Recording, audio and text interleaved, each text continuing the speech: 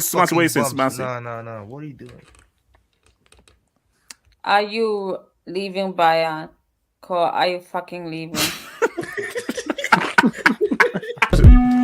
He didn't even finish his sentence.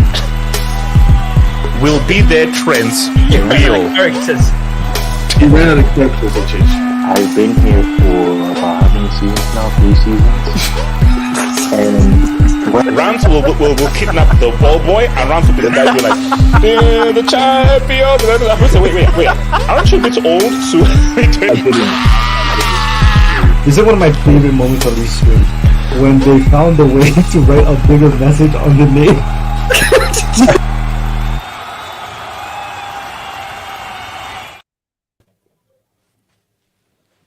It gets real. It gets real, guys. You know, I've said this many times, but this might be the realest hangout that we've ever done. This might just be the realest hangout that we've ever done. So we're going to talk about Liverpool. This is going to be Liverpool centric, and this is going to be the realest topic we've ever had mainly on Liverpool. The realest topic we've ever had on Liverpool. So we're going to talk about Liverpool. We're going to talk about Salah. We're going to talk about Klopp. We're going to have a real discussion about Klopp. And has his legacy been tainted? Has his legacy been ruined? We're going to address that. We're going to talk about the Premier League, just as a whole, just the Premier League as a whole. But this is going to be a very real discussion into what has happened to Liverpool. How have these guys declined and how have they ended up where they are right now? We'll have to touch upon Leverkusen. These guys, they're using white juju. They're using white magic and white juju. They're using white magic and white juju. We're going to talk about that right now. And we'll also talk about Leverkusen. And Leverkusen really good to go unbeaten.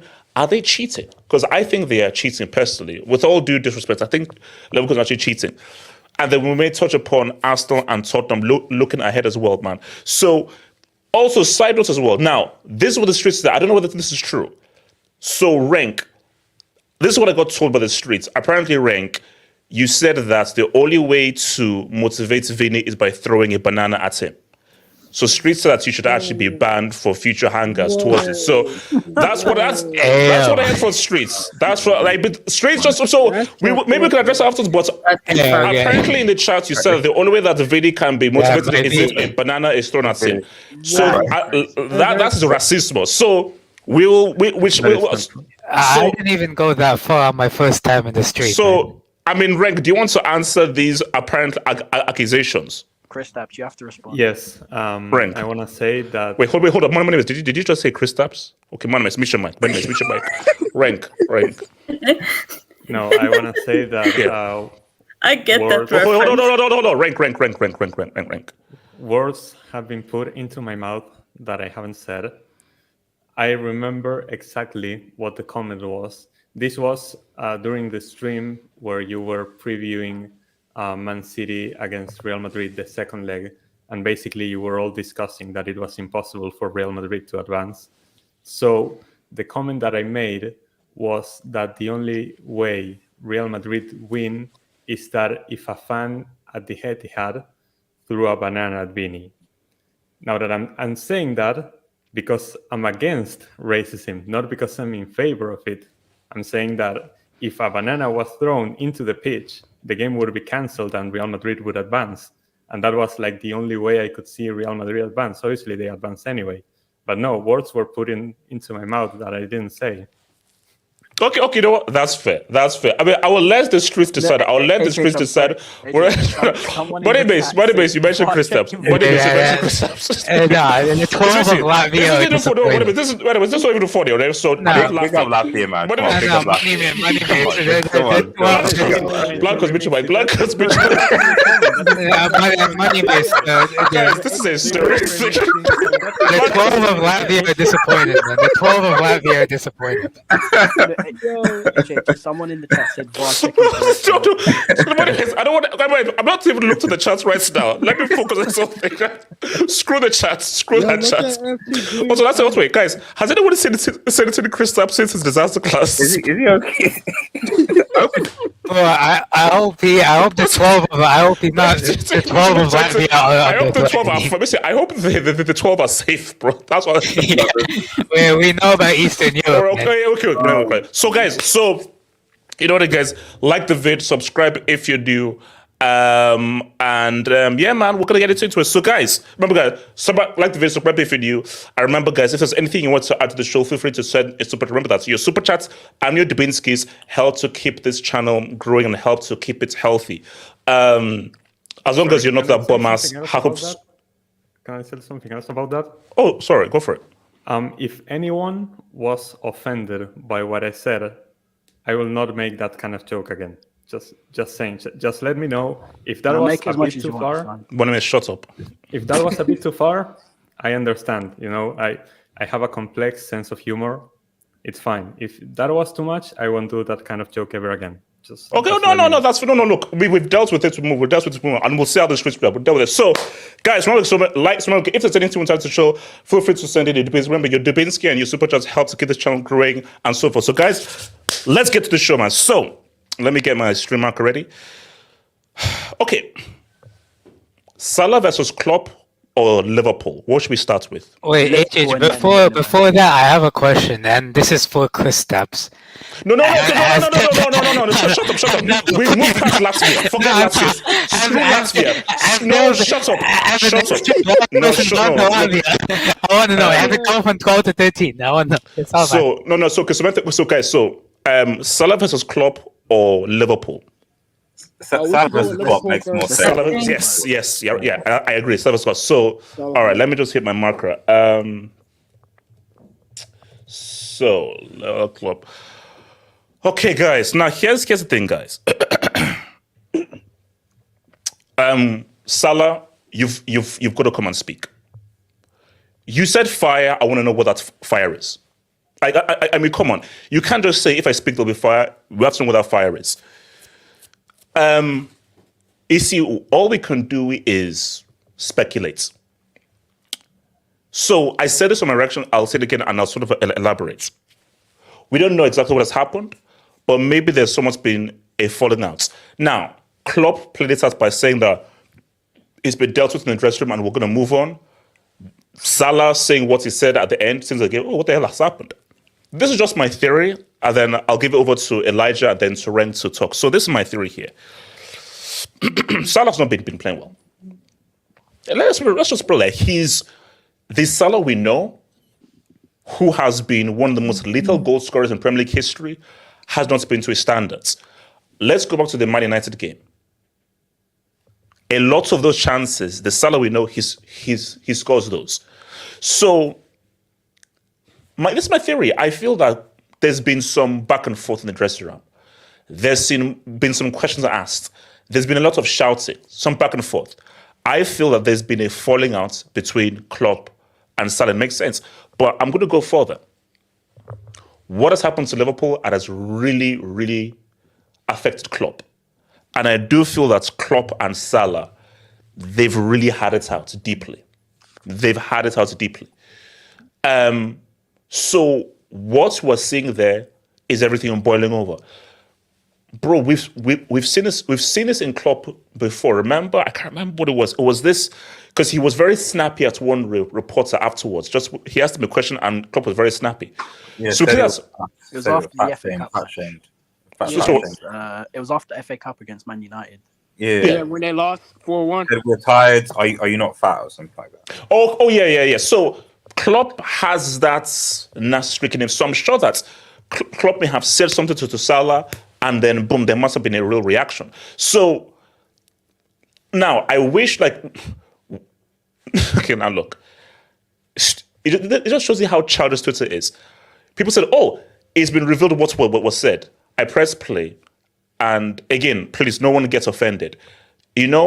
There's this thing, when Indian people are shouting at one another in the accent, they use that as what was said between them. But okay, look, that's Bloody Elijah. fuck you, bloody. Bloody fuck you, bloody. Elijah, lift your head up right now. Elijah, lift your head up right now, please. Elijah, don't. Bloody fuck you, bloody. Bloody fuck you, bloody. Okay, all right. Okay, you can say it because you're half Indian. No one else can. So, the thing though is, for me, this is just sad. This is just sad. We don't want to remember Klopp and Salah like this. What we want to remember is Salah breaking the goals record. Klopp turning Salah into, in my view, one of the greatest Premier League players ever. I'm going to say it.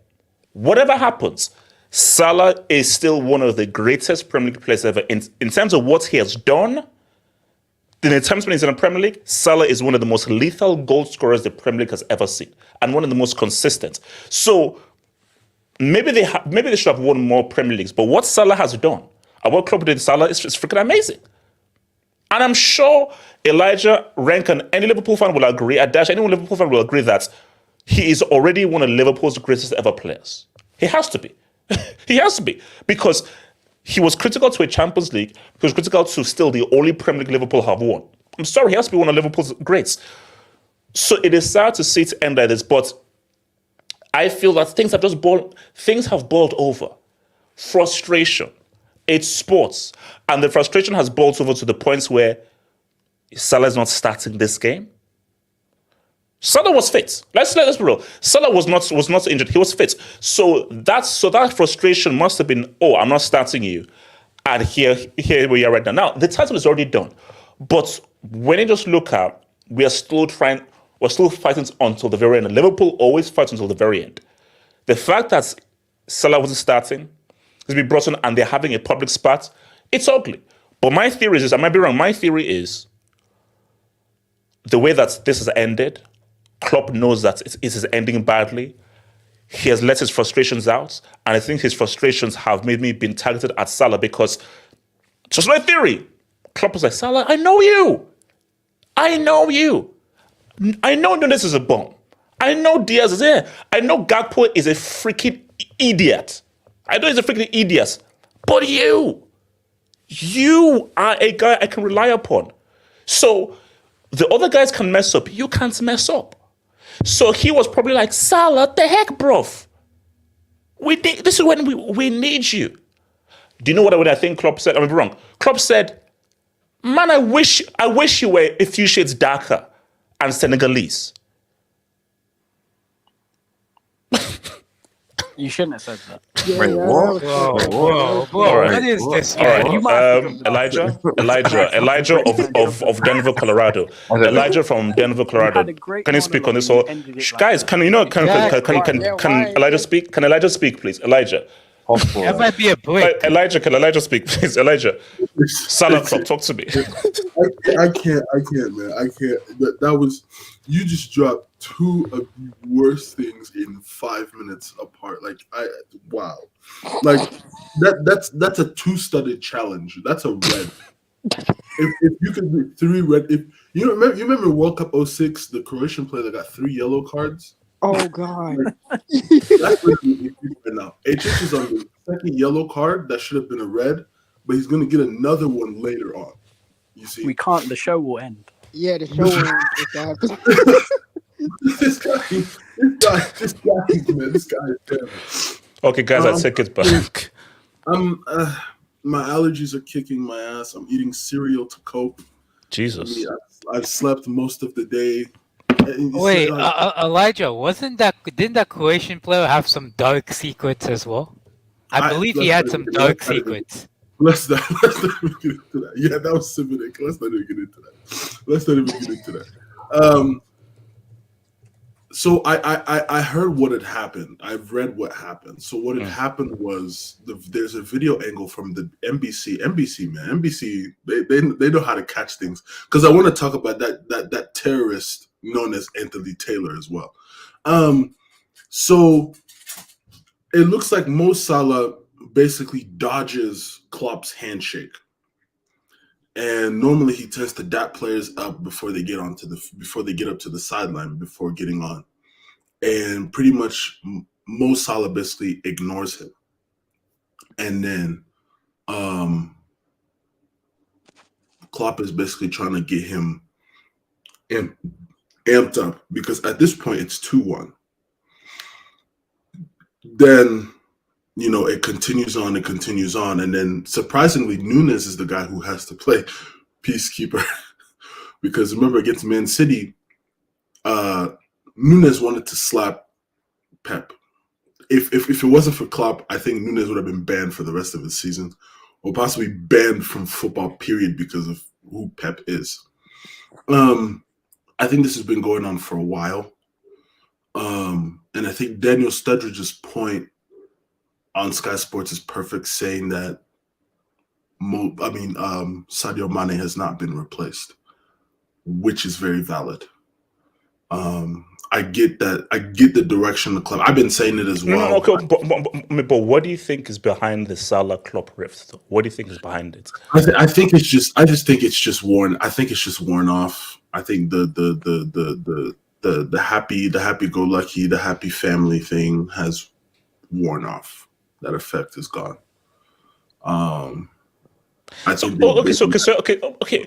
It's worn off because things are going badly, and it's towards the end. So because if you're saying that, now we don't know what's wrong, but if you're saying that, is Klopp then in the wrong then? Oh, we're losing. It's my final season. You're messing with my final season. Salah, F you. I don't even know. I can't even answer that.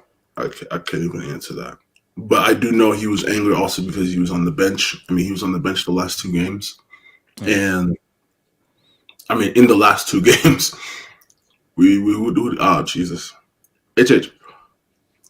Losing to Everton, HH.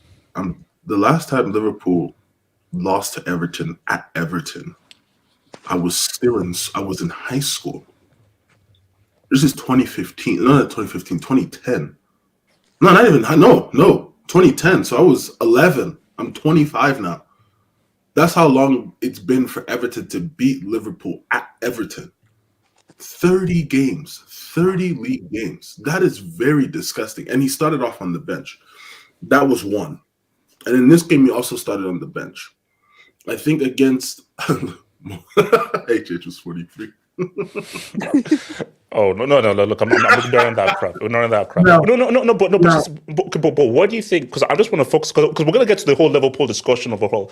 But what do you think is behind this rift? Because Salah says that if I speak, there will be fire. What does he mean? What does he mean?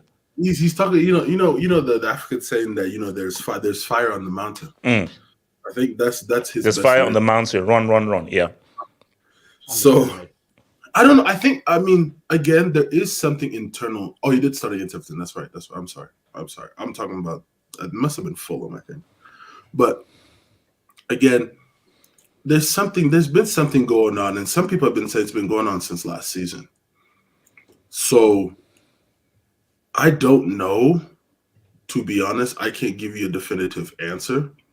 But one thing I could say is I just need to just burn it down, HH, burn it down. So do you think Salah is leaving then? Salah leaves.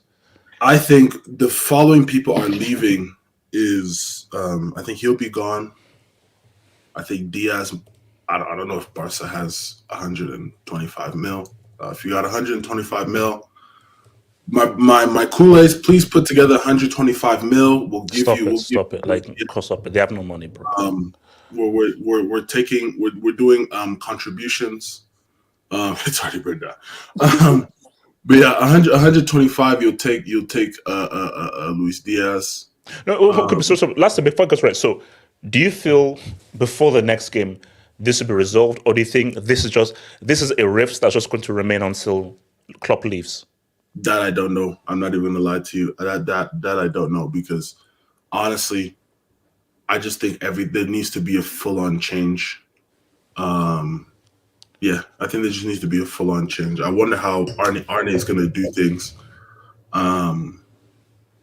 Which is Oh no, that's also Wait, so. Hold on. Elijah, wait, 125 mil for Diaz.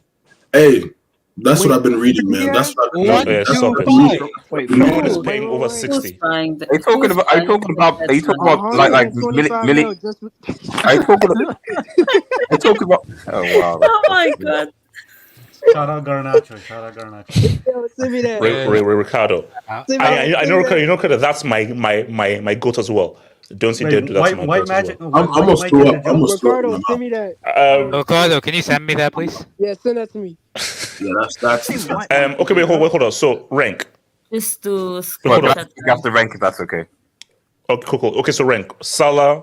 I want to speak after What's wrong? Diaz. What's wrong? Well, like you said, we are basically just speculating because we have no insight on what actually happened. But I will say that Salah has had a history of being divided in the dressing room. It's something that Firmino has said between him and Mane, that there used to be fights all the time between them. So, like, if there's one person that I'm more likely to blame for this, it's probably Salah, but obviously I don't know the full context of what happened between them and Klopp. I feel like something you said is probably the most likely cause, that everyone is frustrated, not only just Salah and Klopp, everyone at the club is frustrated because we've had many games in a row where we should have won and we just couldn't put away our chances, and it's led to this situation we're in now, that we are basically competing for nothing. And I feel like someone must have overstepped. Someone must have said a bit too much in the dressing room, and yeah, things went out of hand. Salah ends up getting benched and getting subbed on when there's only 10 minutes left to play, and that probably pisses him off a lot. And he doesn't want to give back the handshake, and Klopp is mad about it because he's letting everyone know, like, when things go wrong in the dressing room, it's not always necessary for it to be public. Things can stay in the dressing room. Things that happen on the pitch can stay on the pitch, and they don't have to go public. It's not necessary. And I feel like Klopp was mostly mad at Salah that it was showing what was going on behind the scenes.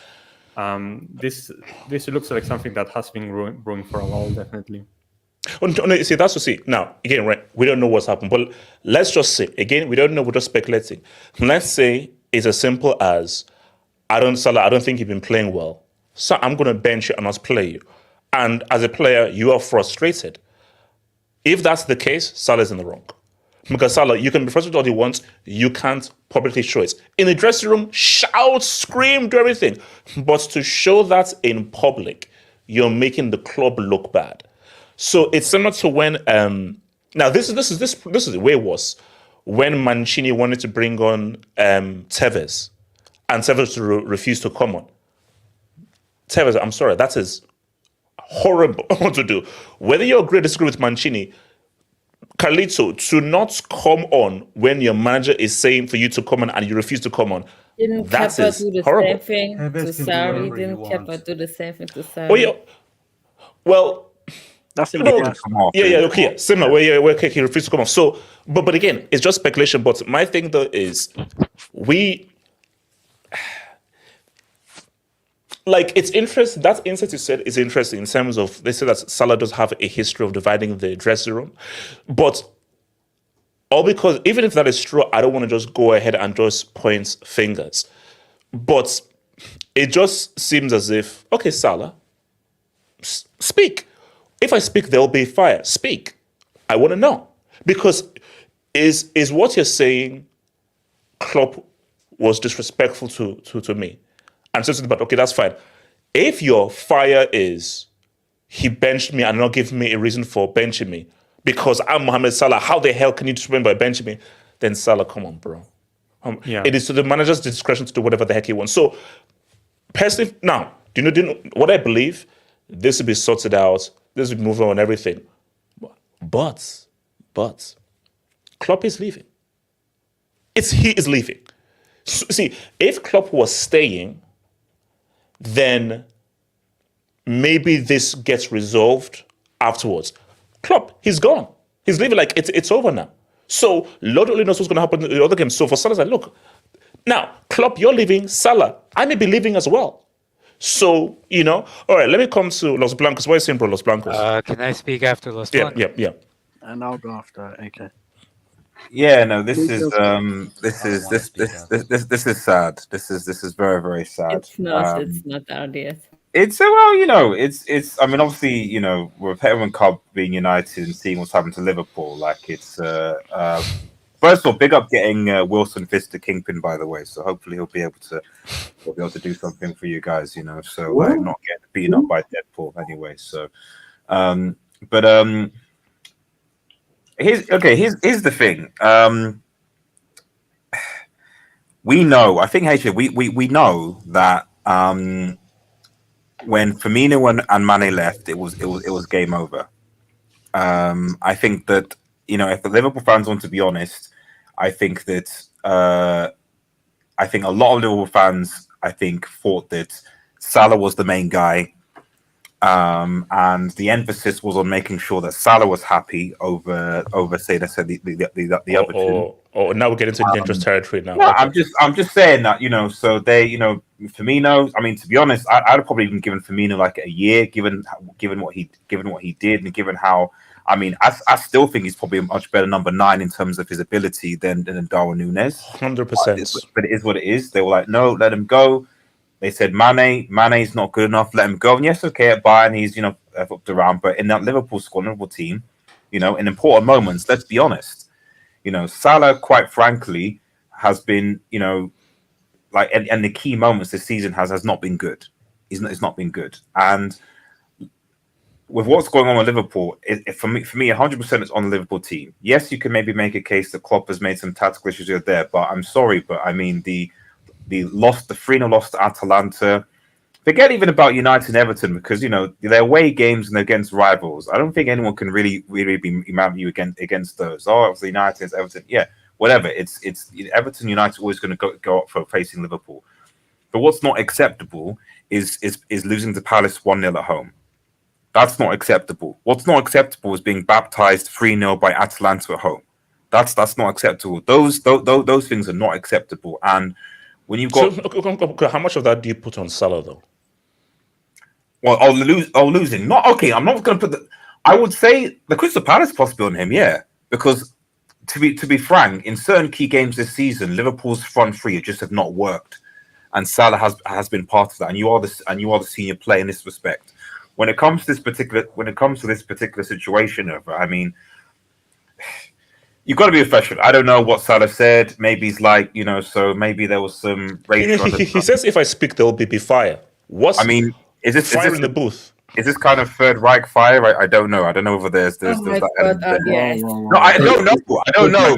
Maybe he went there. I know. Maybe he went there. I don't know. Maybe he went. I know. Yeah. I'm just thinking. Maybe he went there. Maybe he went there. Maybe that's why I started about to fight. I don't know if that warranted. Not my fault. Oh my gosh! I just figured it out. Oh. Right. What? Yeah. Right. Okay. I didn't get it the first time. I didn't get it because Klopp is. I don't know. Just continue. That's bad. Anyway, yeah. So I don't know. At the end of the day, it's clearly that might be a red. Even though this info was bad, I actually do feel sort of because you talk about effects and its legs and stuff, not be for latter topics. So, but just as far as Liverpool themselves, like the way that Liverpool have imploded and the manner which they have, it's just unprofessional. It's just completely unprofessional, and how Salah acted is completely unprofessional. If you're going to be taken off, you're not going to. Yeah, okay, whatever. Is Salah the only player that has happened this season where that's happened to? Yeah, it's not. It's not. So do what you can for the team, get the goal, etc. That's it. That's what it requires you. And like I said, at the end of the day, I think that this dude, especially buoyed by Liverpool fans, Salah is a very good player. But at the same time, I also think he also buys into his own hype a bit, and Liverpool fans have contributed to that. So Salah has had a huge impact on the Premier League. Yes, he has had a huge impact on the club. But like I said, ever since Mane and Firmino have left, like that impact has not been as significant. And that's fine. It is what it is. No one individual player can do everything by themselves. But you have to have some humility to recognize that, acknowledge that, and not just be like, oh, throw a temper tantrum every time the manager makes a decision that doesn't go your way. It is what it is. But at the end of the day, if I'm a Liverpool fan, I'm worried because at the end of the day, as a United fan, you have this club legacy. There's clearly issues in this team, and you're handing over to a Feyenoord manager. It almost gives me Sir Alex Ferguson, David Moyes vibes. It's worrying. So you guys better pray that Fist comes in and does a job, because if you're not careful, respect the slot. Respect the slot. I know. I'm just saying, if you're not careful, it could be another 30 years. The horny That's slut. what I'm careful. Wait, all right. Okay, thank you. All right. AK, what is it, AK? Can I speak after? Yeah. Can I speak after Sebastian? First of all, this Liverpool documentary that's gonna come out might be an all-time. It's gonna be crazy. It might be an all-time. Relax. Nah, I don't want to get canceled. I want it. This has to have. This has to have top-tier direction. The camera work must be incredible. But I want to see this documentary. Is this a farewell tour for a Karabuki, by the way? Ricardo. There is no. Allow it. No. Don't believe everything you say. Hold on. AK. I have two angles on this. I have the sensible angle and I have the conspiracy angle.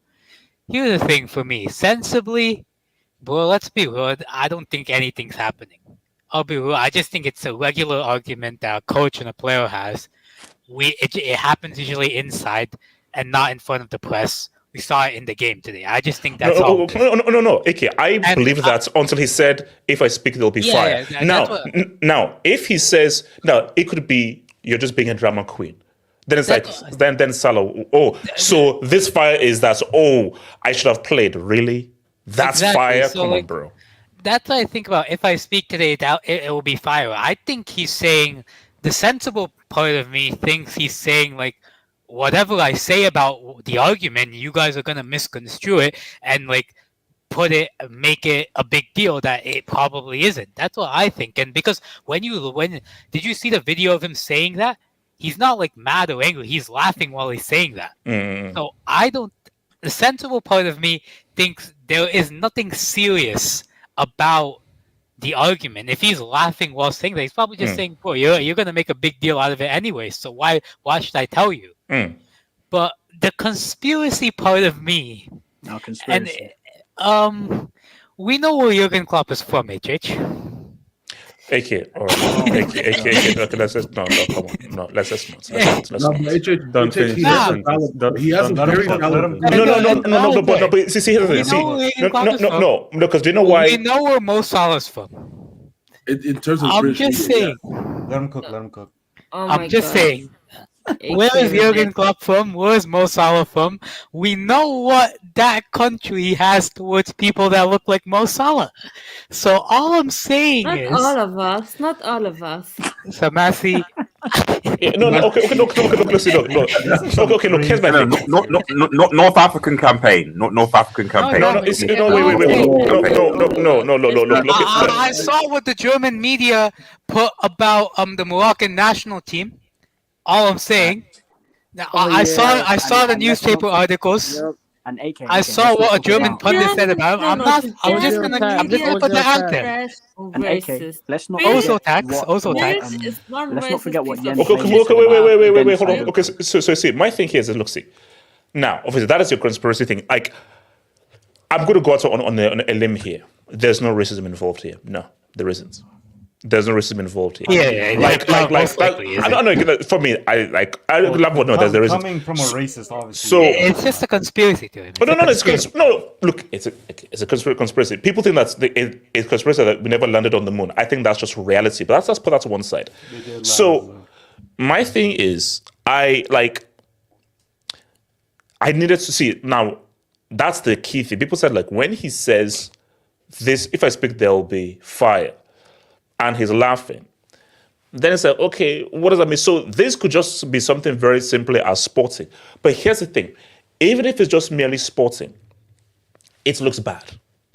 It looks bad because you have to use it in context. You see, if Liverpool were about to win the league, then it's fine. The fact that Liverpool are losing, close final season is ending like this, and Salah and Klopp are both arguing on the sideline, it just looks like, okay, look, the wheels have just fallen off. You know, Money Makes, talk to me, and then we have to talk about Liverpool as a whole. Money Makes. Actually, go to someone else. I need to do something. Can I cook? Can I cook? On Salah and Klopp? Yeah. Oh, okay, good, cook. So, I think there's a bit of sensationalism going on because I seen the full clip. Apparently Salah was chilling, and then Klopp said something, and then he obviously, the Arab came out. He fireworks started popping off. Wait, what? Ayo. Hold on. If I heard what I heard, that might be a straight red. No. If he said what I think he said, that might be a straight red. What is that? Why you guys blowing up my spot? Like, just shut up. Hold on. So apparently, based on the lip readers, Salah told Klopp, what's it called? Something about like, you thought you was Kobe, like, he's like Paul Pierce in this whole situation because he's not Pep. He's not Pep. So wait, Ricardo, is this real or are you just making this up? I think he's making this. All right, okay. You know what? Okay, so let's. Next topic. Actually, you know what? For that's actually yellow. Wasting our time. For wasting a whole panel speaker, that's a yellow. Wait, hold on. Let me read this. Let me read some dubs. So, shout out to I'll come to your topic, to your dub when we get to Leverkusen. It's fair. Klopp told Salah to stop celebrating. He should stop.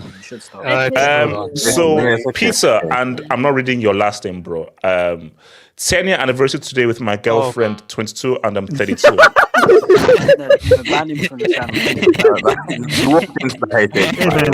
Happy anniversary, man. Happy anniversary. There's some sick people. There's some Is sick this the people. third yellow card? Is this There the are some third yellow sick card? people this channel. Hey, that's Doi, man. Is this the third There's yellow some card? sick. Someone paid to say this, by the way. We've seen Mane scream at Salah for not passing. So are we saying Salah is? Are you saying Salah is the bad guy here? Nah, I mean, I don't like that Klopp is that taking his anger out on my glorious African king. Okay. Yeah, Splash. I know us as well. They, 1 + 1. So I'm all right. Shut up, Ricardo. Shut up. So now. Can I say something about? Okay, no. But let's just get to the Liverpool thing. We'll come to Salah. Let's Liverpool. So. Liverpool, all right. Actually, no. Before we do that, now. Can I? Wait. Hold on. No, that's my. I'll be with you real quick. So we have to do it with Anthony Taylor. #me too. So guys, can we all agree that Taylor screwed up there? He did. He's such. No, guys. The ball was active. Yeah, he screwed up big time. Okay. So for people who didn't see, so. Areloa gets to the ball, falls down, and it seems as if he was fouled. Taylor did not blow the whistle for a foul. He throws the ball, and Gakpo runs to try to put it in. And he then blows the whistle to say stop. I said, but Gakpo said, no, the ball is active. The ball is active. So, Anthony Taylor, I don't know what he was smoking there, because he knows he messed up. Gakpo was well with his missing. Do you know what Gakpo should have done? He should have run and scored. Yeah, put the ball in the net. That's Because if you put the ball in the net, then initiates far. Yeah, but no, but you know that does it though, because Antonio can just blow and say no. But that would have made it a lot more interesting if he had actually run, scored. Then it's like, because then if that happened, Liverpool were robbed of a perfectly legal goal. I think that's it. So Rank, what do you make of that anti-Taylor decision? No, I think that this is something that we all saw coming. That I think that it was lucky for the FA that Liverpool imploded, because they would have to do something that they really didn't want to do. Because we've seen it before.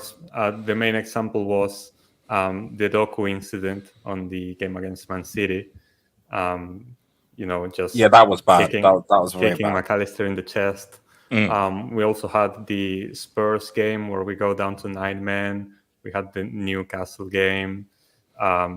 There's been a few decisions that I believe Liverpool is the second team in the league with the most red cards as well. I feel like it's a good thing for the FA that Liverpool imploded in the way we did, because they would have had to do some shady stuff to actually get what they wanted. So I think I'm honestly not surprised. I feel like this was a long time coming. It's been the whole season, so it doesn't surprise me at this point. So, Sebastian, what would it be of Taylor being a brick? How is he still refereeing games in the biggest league in football? How?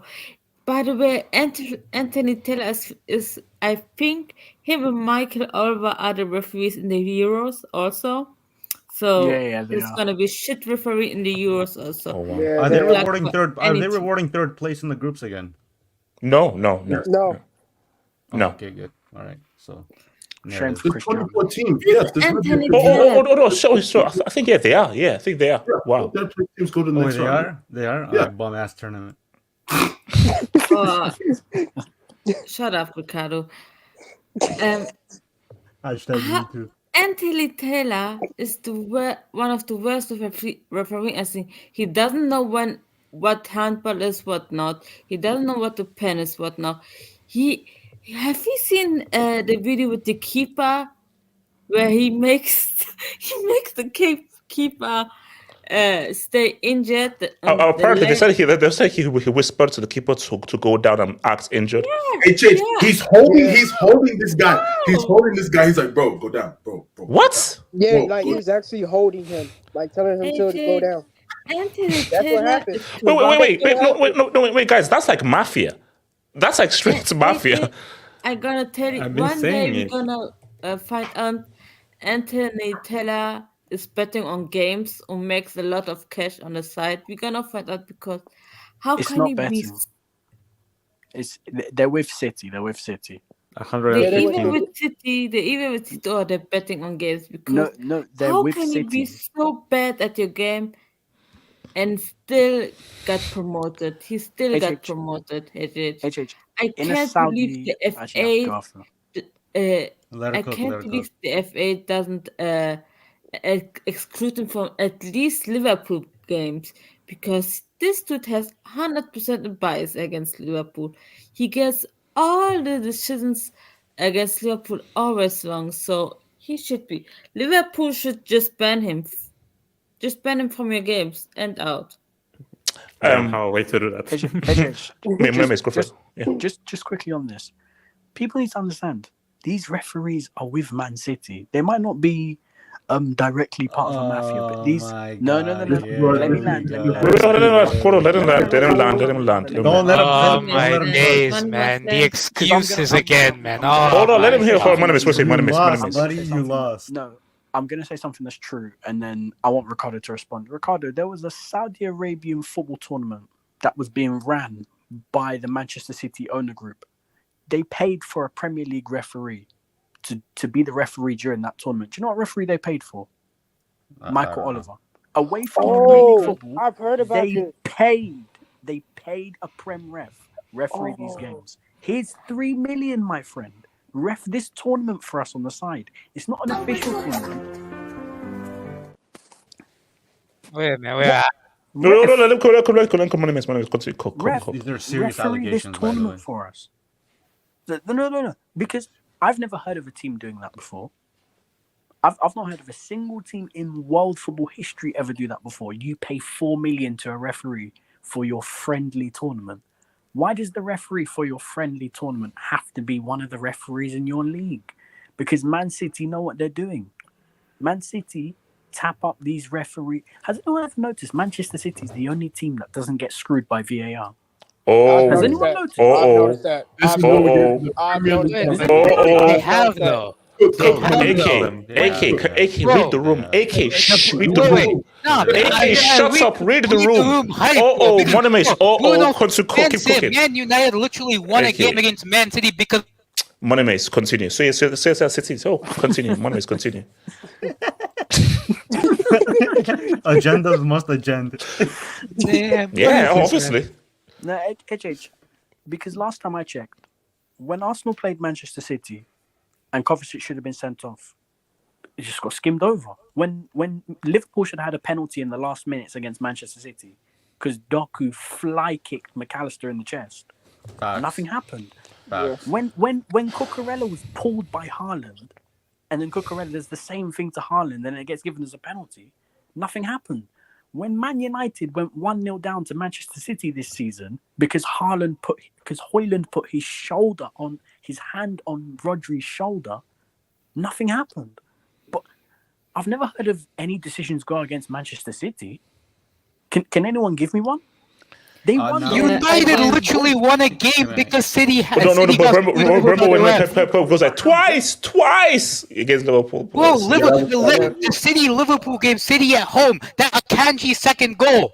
That was the same thing that should have stood. Money Mace, are you saying They've this? ruled that goal off for multiple different teams this Money season. Mace, are you saying this? Are you saying this while conceding the title already? One, I never conceded the title. Listen. What's going to happen? What's going to happen is City are going to win the title, and then big Premier League John is going to be like, right, 115 charges, let's go. We're going to sort out now. It's good, bro. That's never. I mean, guys, you know it's never happening, bro. I don't think Wait. Hold on. Let me read this. Hold on. Shout to Gatlock. So, member for 50 months. Thank you for membership, Gatlock, bro. Gerard 6-1 final day farewell. Klopp Karabuki farewell. Matip hamstring farewell. Salah bad form farewell. Liverpool can send their legends on a high. PSHH, you are who you attract these World Cup. No, I'm not. These World Cup. Origi's send-up was good. Wait. Who did Liverpool have on the final day? Wolves. I'm going there. Wolves. Elijah, if Wolves dunk on Klopp's final day 5-0, then you know what? then if that happens, Klopp should send a nuke to Birmingham. What did Bellingham do? I said two things would happen.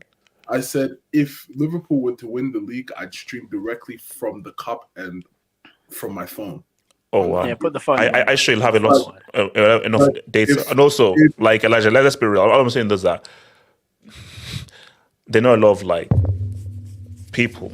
I get that. In thinking, so I'm just saying. So I get that. I was rubbing my face. Relax. Yeah, What I'm saying is, I did say, I think it was like 2 or 3 weeks ago, where I was like, if it ends horribly, I may have to burn the city down myself. Oh, okay. No, so I don't know, baby. So Midlands, I mean, like nuke them. Actually, no, don't nuke anyone. Say nukes right now is a bit messed up. Yeah, so just let's look at peace. So, what do you want to say? Oh, my bad. Yeah, I can see them losing. Did you just combine Michael Jackson and He-Man? No, I didn't. He-Man.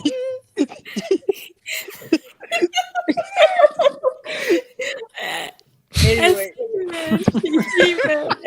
No, sorry, no. Zoom is that's messed up. That's yellow because He-Man, yeah, that's messed up. Now. I love a good pun. That's my first ever yellow too, so that's cool. Anyway, splash.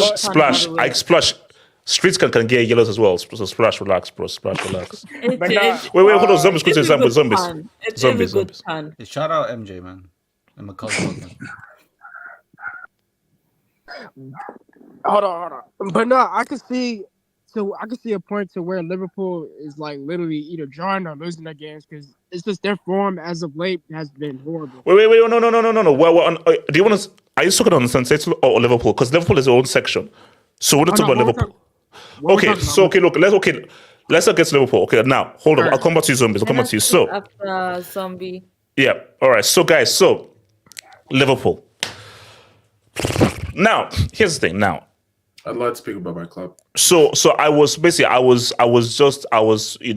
some business stuff through the week. So we couldn't really stream after the Everton L, which was speak shocking. my favorite Scouser club. So, what has happened to Liverpool? Now, guys, I've said this again and I'll repeat it again. People say it was Palace, Atalanta. Man United is where everything went wrong.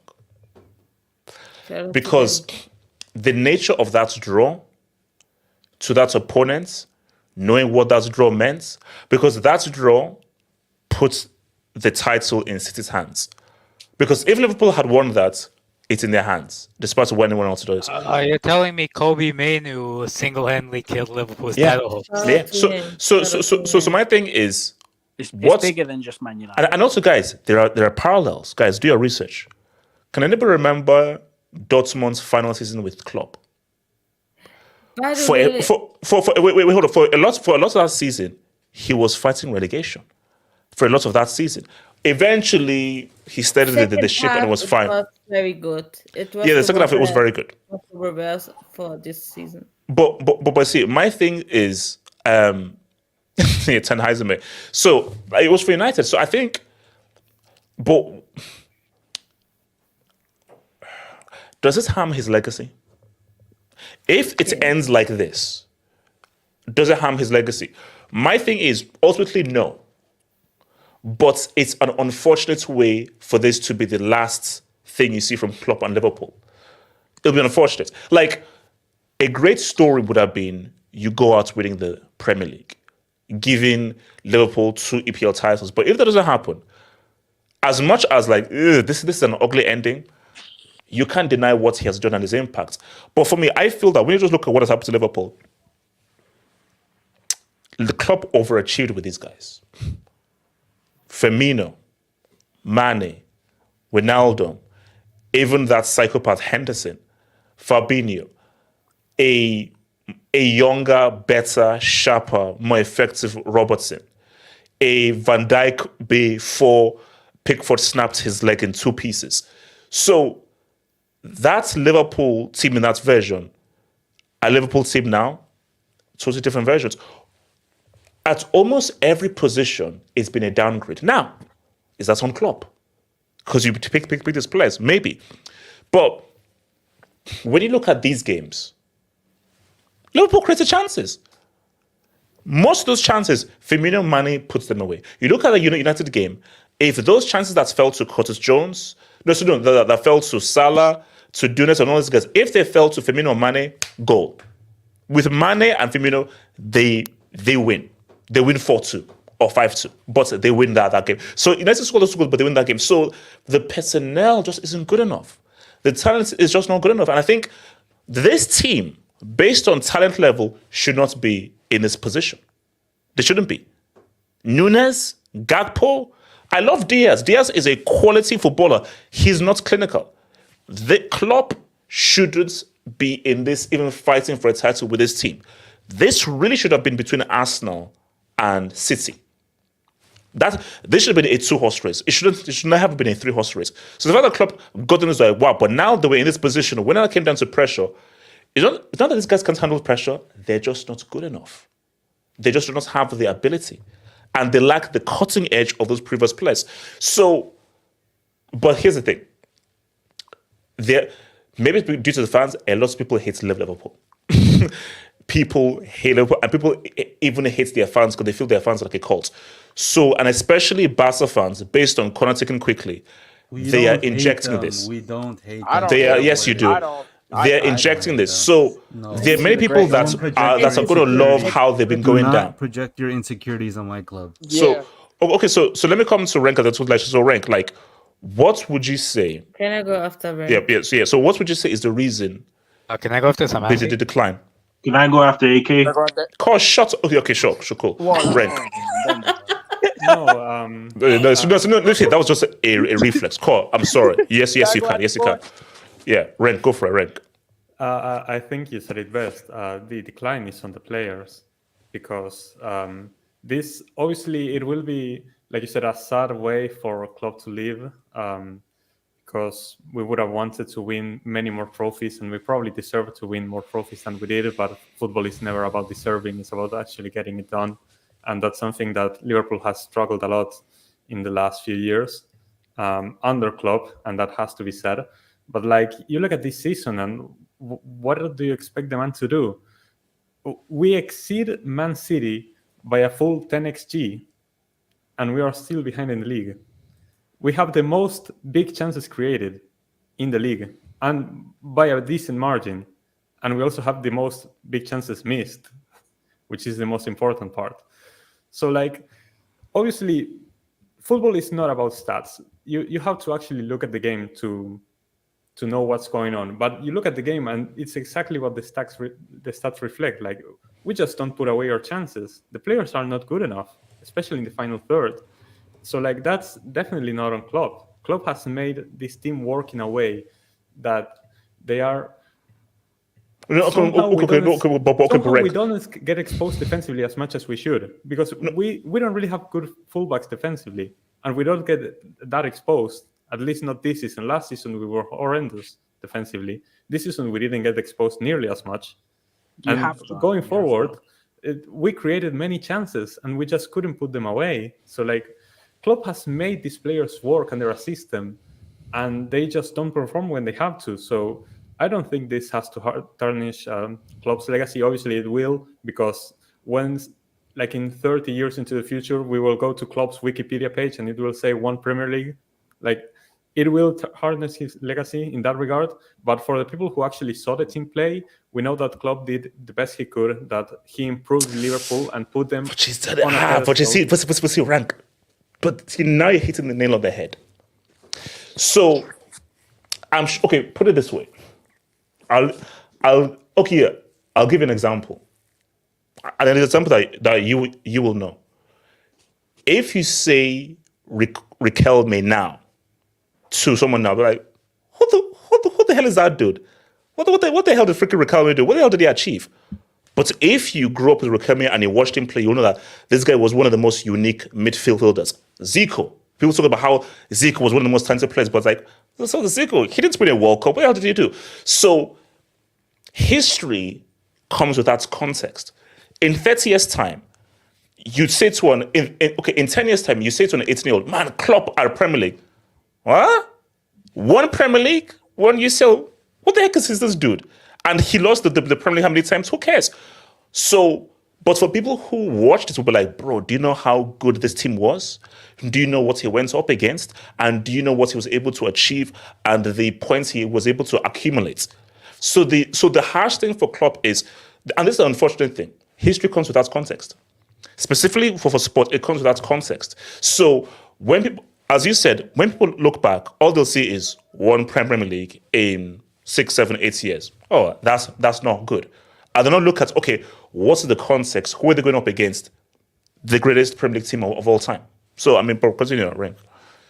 Yeah, I mean, that was very much what I wanted to close out on. And yeah, I still think about that Champions League in 2021 because, like, that Courtois masterclass just haunted me forever. I know, like, we really should have won that game. And it just exemplifies so greatly what Liverpool has been these past few years, just coming so darn close to winning it all and just not winning anything in the end. Ren, can I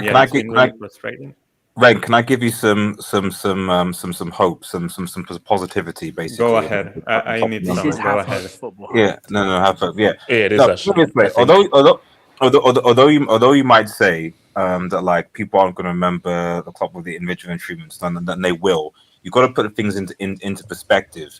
You know, in 30 years' time, people will still say and look back and be like, Klopp was the last manager to win Liverpool a Premier League title in the Champions League. You know, so that I'm just saying that will people remember. Don't you have to focus on conference? He's a Madrid fan. Big up. Wait, Los Blancos, don't you have an FA Cup final to lose like next month? Los Blancos, don't you have an FA Cup final to lose less? I don't know what you're talking about. Are you still something to look forward to, man? Are you still something to look forward to? Okay, Elijah, what do you say, man? Liverpool, what happened, man? What's happened, bro? So how we going about this? Are we going in terms of the Klopp era as a whole? Or are we just talking? No. Like, what has happened to Liverpool? Can you bring up my this season? Yeah. So no. These basically the Palace, Atalanta, Everton. This game. What's the root? What has been the root cause? So basically, because really, so like what me and Rank have sort of agreed upon is he's overachieved with players who simply are not good enough. I mean, yeah, with this This season, yes. this season, yes. This season, yes, bro. This season, yes. Like, are we not backing Darwin? Are we not backing Darwin, Elijah? Samasi, as president of the Darwin Noonan Fan Club, I will plead the fifth. I'm pleading the fifth.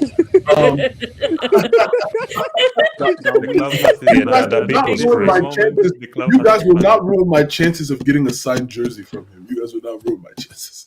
No, literally, the team fell apart in my opinion. The draw at Old Trafford. I think for as much as they dominated that game, and to not come out with the result, and the only thing they could do was get a 2-2 draw is disappointing. I think that's what really, in a way, flattened the emotions of the locker room. My thing is, it's a lot that goes into this. I think also Klopp announcing that he's leaving mid-season also plays a role into this, because but Liverpool were very good when he announced it. Now he told the players before prior, but even when he made that announcement, Liverpool went on a very good run. It's when all the pressure hits right at the end when you realize now we're here to do it for Klopp HH. Yeah, because I feel like when you're trying to succeed for someone, and all the players were like, "Do it for Klopp." We're trying to win as many as we can. You put yourself. You don't become the hunter. You become the hunted. You put a target on your back, and these guys could not live up to the pressure of having a target on their back. It's sad to see how things have fallen apart. If you had told me, back in January that, Liverpool would fumble a game to Everton at Everton and lose to Crystal Palace at the crib, I'd slap you. Yeah, because those are results that normally are those are easy 2-3-0s, and it's like as if nothing happened. Losing to Atalanta was a disgrace, in my opinion, because Liverpool themselves could have gone up 3-0 in 20 minutes. They didn't take their chances. And then basically to sacrifice what now kind of feels like the team sacrificed the Europa League to focus on the league also did not help. You can say this team has overachieved with Klopp in a way. You can and you can't. Two things can be true. For me personally, I look between February and end of March, where there was multiple injuries. Having to play kids and still managing to yield results is crazy to me. I don't know if we're gonna have like a full-on like Klopp discussion as what the Klopp era is. I don't. No, that's end of the season. Okay, end of the season. We do like a whole Klopp roundup. Yeah. But yeah. So for you, so basically, so this is literally, you feel this began with the United draw. Yes. And ever since, because see, my thing was, when they drew, they knew that, okay, this is over. Now, you can say that's unprofessional because you still have stuff to play for. But this is what I always said. Liverpool's priority was the league. Yes. Everything else was extra. So that draw, it bled into the Atalanta game. Because they knew that you don't give City a sniff. You don't give them a sniff. So, and because of the nature of the draw, we're like, United were horrible. United were trash. But somehow United, who were destroyed by you guys, got that draw, mentally. No. Lost. If you go back, Los Blancos. Are you a Madrid fan or a United fan? No, I'm just trying stick to one team. I'm just trying to correct you. United actually went ahead 2-1. Liverpool came back to get the draw. So for a penalty, that was somewhat questionable. But you got to think when you watch that game, still the RDS prior to United taking the lead, the better team on the day. No, but the problem should have been. No, but the problem. No, but the problem is that this is. I think I said this to the issue of Liverpool this season has been exactly that. Has been that the better team. Oh, we should have taken. Why don't we take our chances? Why don't sort of like. So if this is a pattern that you've had game after game after game, you can't blame the opposition. You have to actually blame the team and the players. Why haven't you been taking your chance? Why didn't you baptize Crystal Palace at Anfield? You lost the game. You got 3 points. Doesn't matter how convincing you were in the first half, second half, whatever. No. But the point to make is that that's United. No, Liverpool. No, they're to blame because they had those. Liverpool should have won that game. Now you get what you deserve. So, but the fact is that when you just look at the amounts of opportunities they created, as opposed to the amounts United created, Liverpool should have won that game comfortably with the chance that they created, and they didn't. My point isn't to discredit them. My point is that at that point going into that game, and I think I remember saying this, I think to Michael when it was on a while back, where there was a period where that you're talking about with Liverpool going on a good run. Part of that run was Liverpool actually conceding a lot of goals first. They were conceding goals first, and then they just happened to be coming back and winning the game and going on to win the game. Like they conceded against Villa, then they came back and won a 3-2, etc. I remember telling Mike and Oliver bunch of times, like, you can't keep on conceding goals first and hoping to come back because eventually that isn't going to be sustainable. And then eventually they hit a period where like their attackers, they stopped scoring goals and like they weren't taking their chances. And so essentially what I'm saying is the United game wasn't just some sort of isolated missed the opportunity there. It was a build. But I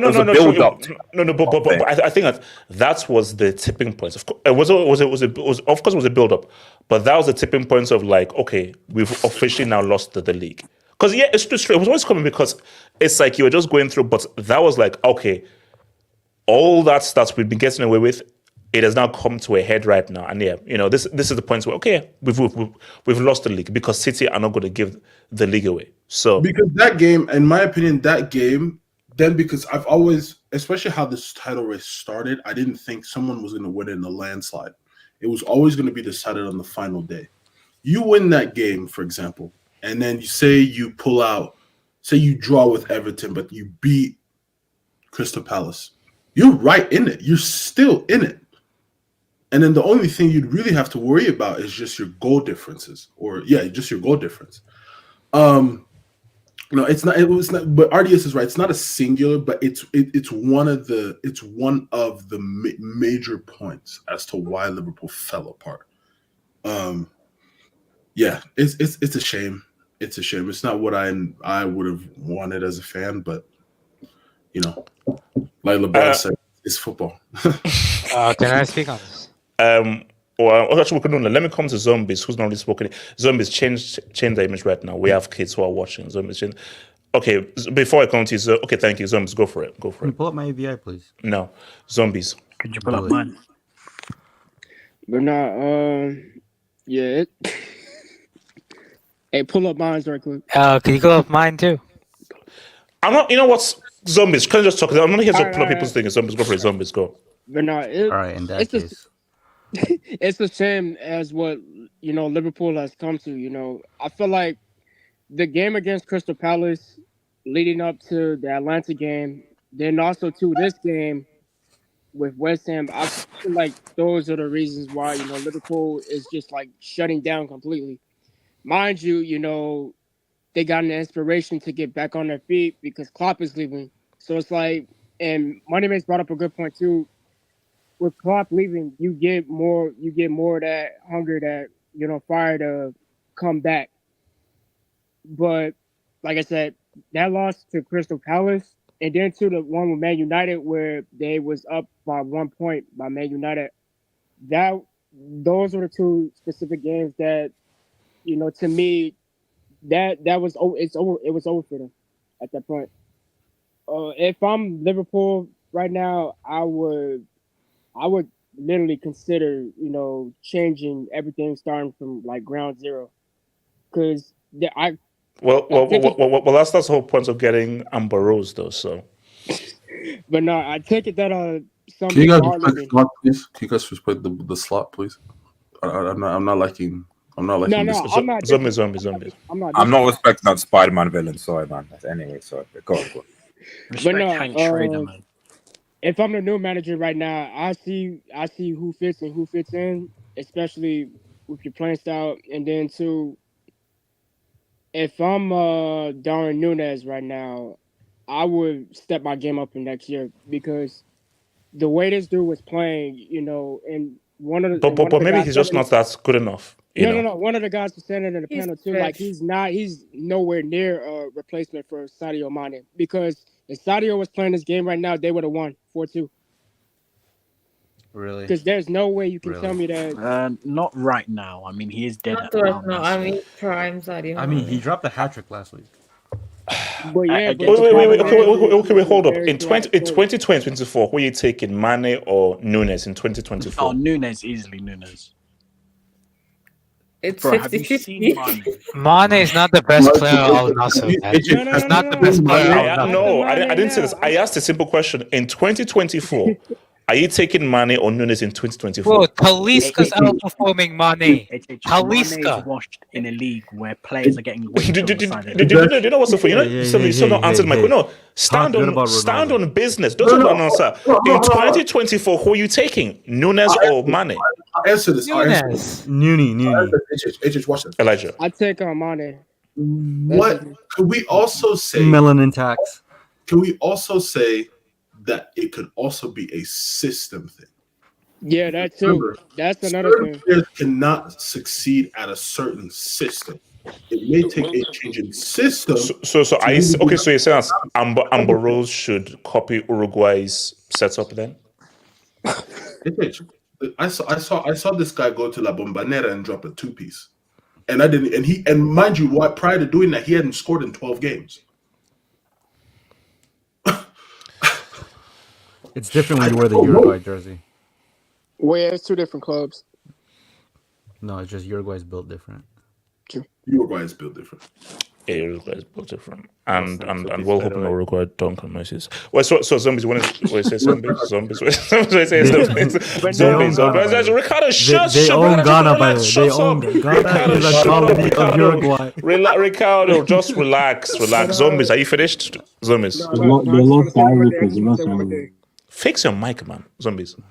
This guy's in a submarine. Also, too, if hold on. Also, too, if I'm Liverpool right now, I figure out what to do with Salah, because I take it that this guy is leaving. So it's like you really need to figure out who you're gonna get as far as the right wing, because if you just get anybody, it's not gonna work out. You won't have that type of goals that Salah had that helped them out. That's the thing. That's all it is.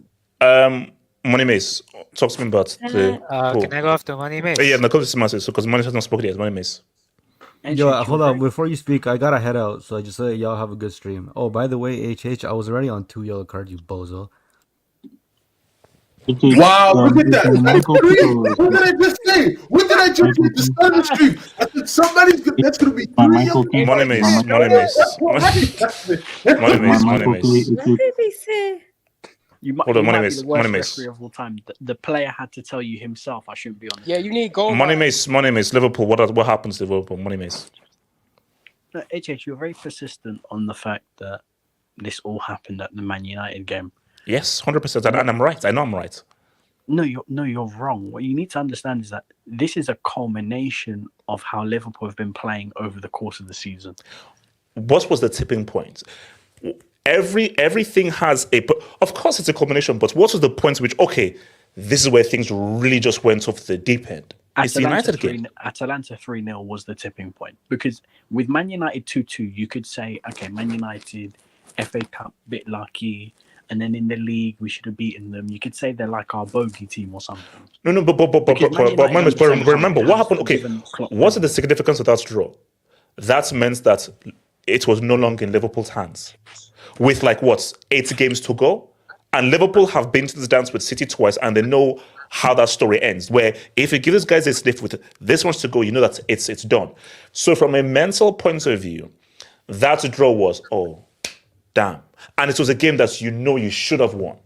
So that led to the Atalanta thing of these guys are mentally gone because they knew that the FC and money. We all know they wanted that league for Klopp. They wanted that Premier League, and they had it in their hands. Yeah, I know. From the United game, if Liverpool won all the games for the United game, they're champions. I know, but Man United were only good in that game for 25 minutes from the start of the second half. Man United were awful. So Liverpool could look at that game and say to themselves, "Wow, we actually played well. We just should have scored 6 or 7 goals." They cooked Man United off the park. Should have scored more. The Atalanta game is the tipping point because Atalanta proved that it wasn't a fluke. When Atalanta went to Anfield, the Anfield that they said was going to carry us through the season, and they cooked them off the park 3-0 HH. That's the tipping point. Because at that point, you realize, wow, this isn't a fluke. And do you know why? And do you know why they kept on losing games afterwards? Because Palace went to Anfield and didn't feel fear. They didn't feel the fear to sit back. They obviously played a bit defensive, but they went out there in the first 25, 30 minutes. They went out there, they attacked. They tried to score goals because they could smell the fear. They could smell the blood. And RDS is completely right about this going behind and then we're going to do the comeback every single time. No, what you are is how you are perceived. You will always be roughly around what you are trying to do as a football team. The only exception to the rule is probably Manchester United, because Man United, in terms of every metric, is bottom 5, yet they're somehow in the top 6. They're the only exception, and probably Chelsea, because Chelsea should be higher in terms of all the other metrics, but they're mid-table. Those don't need for that. We actually. We won. Okay, we beat Villa. Now what? You didn't beat Villa though. He drew 2-2. Keep talking. Keep talking. Thank you for the jinx, by the way. We saw that tweet. Those two teams are the only exception to the rule of what you practice as a team is where you're going to end up being.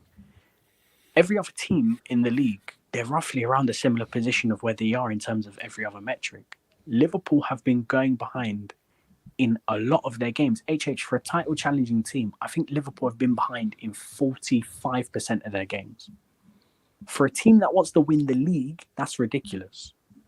To go behind 45% of the time. We won 29 points from coming from behind.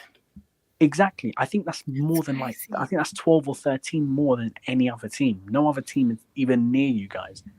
But the thing is that all that comeback stuff, you can't do the comeback thing every single time, because when you're going 1-0 down, you're risking it. You're just risking it. If I walk out in the middle of the road and a car doesn't hit me, and I do it again on Tuesday and Wednesday and Thursday and Friday, I'm going to think I'm the guy. I'm going to think, wow, these cars can't hit me. I'm untouchable. And then the one day you're not looking, bang, the car hits you, you flip twice in the air and you land on your neck. That's what happened to Liverpool. Oh, jeez, that's a big graphic. The heck? No, but that's what happened to Liverpool. Liverpool thought they could get away with this. We're going to go behind and we're going to come back because of the momentum of the season. But the problem is that when you're riding off of momentum, it just takes one thing to tip it all over. And Atalanta and Man United, but in my opinion, more specifically Atalanta, because they cooked Liverpool off the park that day. No. Okay, so now we really have about 34 right. So guys, please keep forward so we can have a good thing. So I said, what's the tipping points of Liverpool's downfall? 11% said it was the Palace loss, 26% says it was the Atalanta, 63% say it was the United 2-2. For me, I guess what you're talking about Atalanta, but I just feel that Wait, hold up, Adrian. So before you go to Samasi, wait. So are you saying that because in both games it was having? So you're saying Black Excellence stopped Liverpool in Ahmad and Kobe Mainoo? Is that effectively what we're saying here? So before I come to Samasi, so Rank, did you say that it was the United draw that was the tipping point, or was the Atalanta? Well, the tipping point was probably the United game, but I did say that this was a long time coming when the United game happened. I think that United game was the tipping point in where we started to completely lose it, but we were playing bad before that, very much. Also, I was gonna say right quick, wasn't the Man United game at Anfield? It was at Anfield, right? Yes. I think that's what really got him, because you got to think you're playing at home, so that pressure, that's gonna really come on him. Samasi, what say Samasi? First of all, I want to say happy 10th anniversary to Gerard Slip. Can you go on my avatar? Samasi. Happy birthday to everyone. 10 years ago was So Samasi, you're the only person celebrating this. That's crazy. Samasi, your team lost the Granite Shocker. Your team lost the League Tower Shocker. I do not care. Let me hate. Samasi, that's messed up. Samasi, that's just unnecessary hate. She has every right. Yeah, let me hit the freedom. If we bring up Drogba, it's a problem. If we bring up Mane dunking on Neuer at the Allianz, it's a problem. It's a problem. What is this? No, it's not. What happened in 2012? What happened in 2012? Drogba contorted his neck and delivered the most impossible header of all time, dunking out against Bayern in their own home run. You're 11. No, we're not actually. You're 11, by the way. Anyway, what was the problem started before? I think it started. We're ninth, actually. We're ninth. So get it right. 9th, 11th, who cares? Mid-table is mid-table. The problem with Liverpool started when...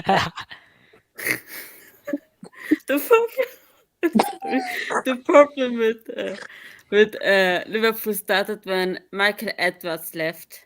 That's when really the problem started. Jürgen Klopp as manager actually papered over the cracks. Problem is Jürgen Klopp and Schmatke as sporting directors, bad recruiting. Look at the front. The best thing about Liverpool as a team was not only their defense or their midfield, it was the attack. Salah, Mane, Firmino were clinical. Every chance they got, they finished it. And look who they bought. Nunes, Davies, Diaz, who's also not clinical. The only clinical player is Jota, and he's either injured every other game. So that's when really the problem started for them. So I think they're lucky that Edwards is coming back as sporting director, and they need to sell so many players. I think the only players who maybe staying is Van Dijk, Konate. Also their defense is gonna stay, but the attack, I think they should sell. They have to sell Darwin and Diaz should be sold because they're both not clinical for Liverpool. That's, I think, the biggest problem. Jürgen Klopp actually got the best out of these players, but they're not good enough for Liverpool, in my opinion. I think that's the biggest problem. They're overperforming with these players. The Klopp is overperforming, and Slot is not performing better with these players. So the players needs to go. So yeah, but give Slot a chance, man. What? Just to quickly back up Samasi's point. These players that Samasi was talking about, they're all Klopp signings. Back to the Michael Edwards point. Michael Edwards was who found Mane. Michael Edwards found Firmino. He found Salah. Klopp wanted Julian Brandt and Marco Reus over Mohamed Salah. Yeah, he wanted these guys over Mohamed Salah, but the club said no. We're following the data. We're following our method. Didn't he want Timo Werner as well? Yeah, he wanted Timo Werner as well. So Monemes, you said data. You know that data gave us dude from Kiev. Yeah, but your data's wrong. Okay. Yeah, I'm talking about Michael Edwards' data. Your data is from an 8-year-old, man. Yeah, your data got Lukaku. 4.3, I don't know what 4.3. statistics you're looking at. Probably expected. Probably some faulty code. Okay then, Klopp, stay and let Michael Edwards cook. Run But it back. they can't because they have an ego clash. Klopp originally wanted more control as the manager to do transfers, and Michael Edwards didn't like it. The two didn't like each other, and Michael Edwards left because of Klopp. And now that Klopp is leaving, Michael Edwards is signing the contract back to join Liverpool. Oh, hold up. Are we saying that Michael Edwards is the real Geppetto? No, he is. Like months ago. No, you need both. You need the great manager, like Klopp, who gets the best of the player for the tactics. You need the CEO, sporting director like Michael Edwards, who was Wait. Okay, wait. Who was Mourinho's sporting director? Manalo.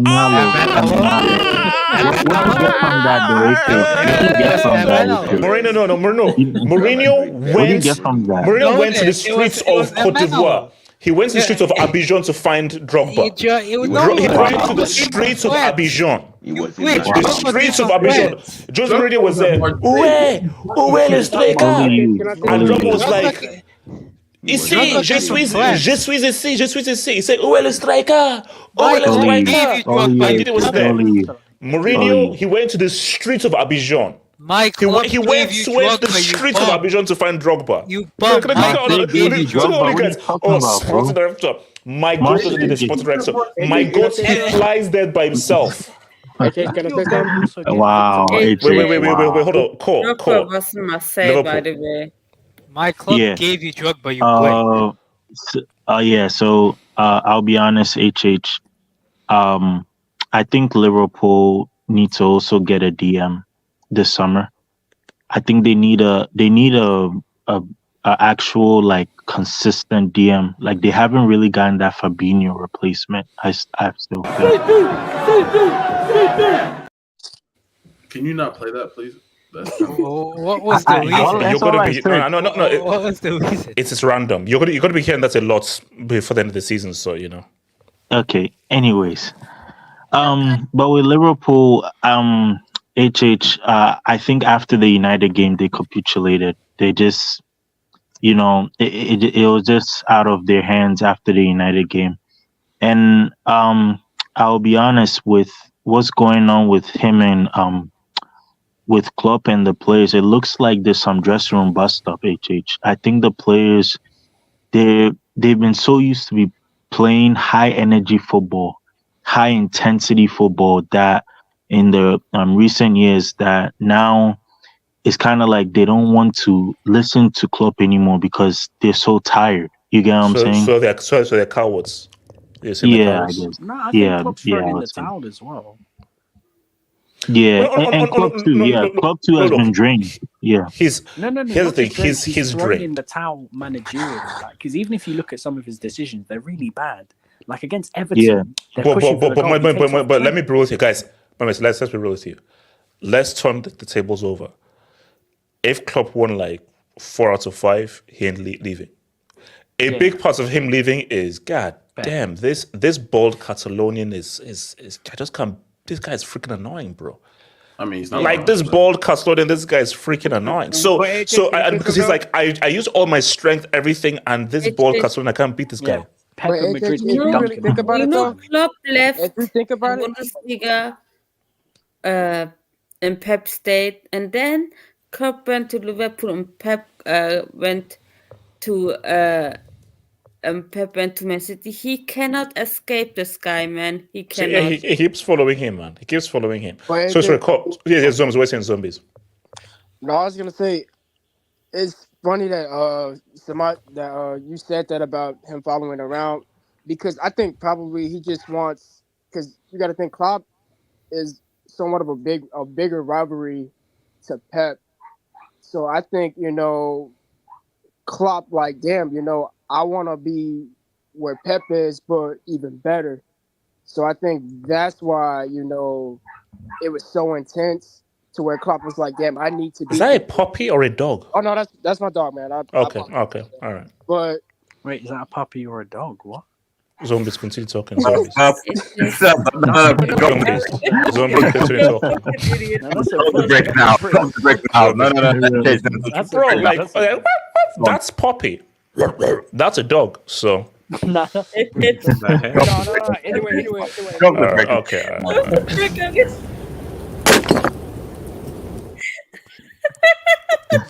I've never owned a dog, man. I owned a cat who ran away. Prick. But no, Zombies, as I was continue. saying, like, the rivalry is so there, but if you really think about it, you could tell Klopp really wanted to beat this dude and win the league. Because I was going for it. The fact that, because look, we are tired of Pep winning like pretty much everything, and Klopp even knows that.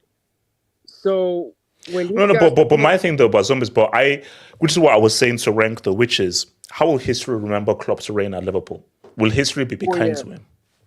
No, not really, because unfortunately, like, are they going to write it in Wikipedia? One Premier League, but 94 points, 95 points, goal scoring record, all this stuff is like, are they going to write? I mean, you have to read it about. Oh, look at what the stuff he did, but it's like, this. I don't want people to take this the wrong way. When all is said and done, will Klopp's reign be seen as a glorified bridesmaid? Interesting. Unfortunately, yeah. Then too, you gotta think too.